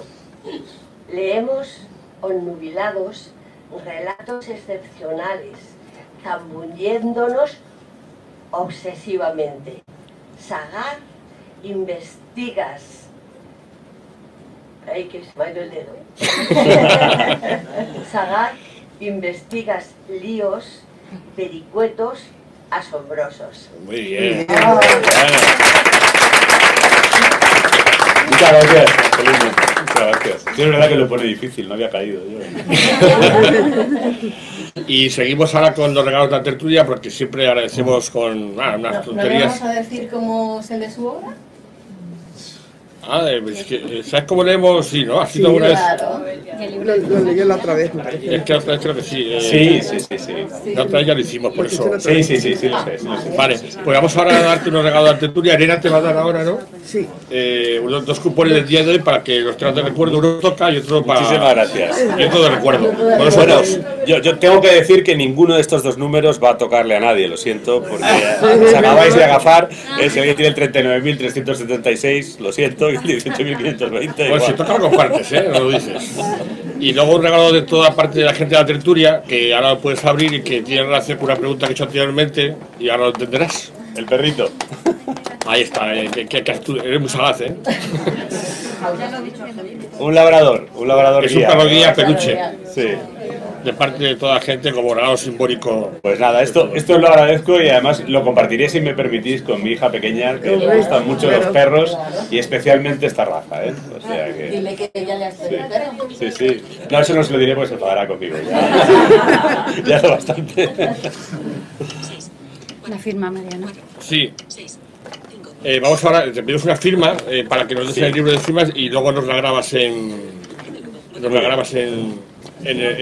voz para que la gente que no está lo pueda escuchar. Vale. Y mientras piensas y escribes, Natalia y Elena nos cuentan lo que viene a continuación de la tertulia para la gente que lo sepa. Bueno, Elena tiene una cosa importante que contaros porque hay que empezar a pensar en febrero. En febrero, eso es. En esa fiesta que vamos a hacer. Esa celebración. Bueno, no sé si muchos están... Espera, ponte mi micro aquí, Elena, mira aquí. Ahí. A ver. no sé si estuvisteis en la pasada tertulia, pero comentamos que en febrero hacemos 100 tertulias y los organizadores hemos pensado en un fin de semana, el fin de semana del 17 y 18, el día 17 de febrero, irnos a Aranjuez para celebrar una tertulia allí y homenajear a José Luis San Pedro. Tenemos que ir pensando quiénes vamos a ir, por el número de gente, por alquilar un autobús, o si vamos a ser poca gente, pues irnos en el tren. Y luego también por el restaurante. Hay que decir los comensales que somos y intentar pues alquilar, contratar con ellos la comida.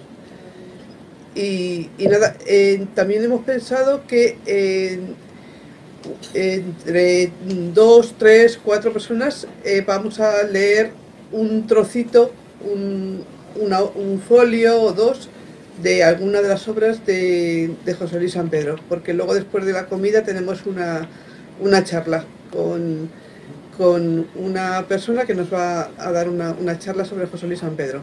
Sí, que va a ser Javier de la Nava, que todos lo conocéis. Venga, pues habrá visita también, sí. Allí haremos una visita.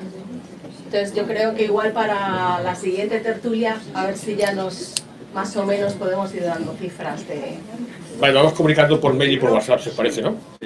Para que se vaya un poco haciendo el grupo. Que si podemos subvencionar el autocar para ir todos juntos ahí cantando Carrascal, lo haremos, ¿vale? Que siempre es más llevadero. Ahora llevamos despacio.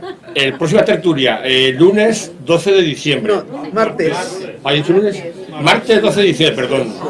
Entonces siempre toca a un afiliado de la ONCE que nos trae su obra. Hemos elegido a un premio Tiflos de novela en 2 ocasiones, que es Guillermo Hermida. Y viene con la obra última, que es Diana y el ojo del Fénix, que está grabada, son 6 horas, y el tiempo es hora para leerla el día 12. Y también tenemos comida, como siempre, previa Santa Lucía, y de Navidad el 12. Ya también por mail, por WhatsApp, quien quiera comer, y luego tertulia, y ya nos despedimos hasta enero, que vendrá la siguiente. Eso para diciembre. Si hay algún aviso más, y si no ya estamos con la firma de Lorenzo, ya tienes terminada, ¿no? Sí. Vale, pues alguna cosa más o ya concluimos. Vale. Espera. Se lo grabo, ¿sabes? Sí. Lo leo el micrófono entonces. Sí,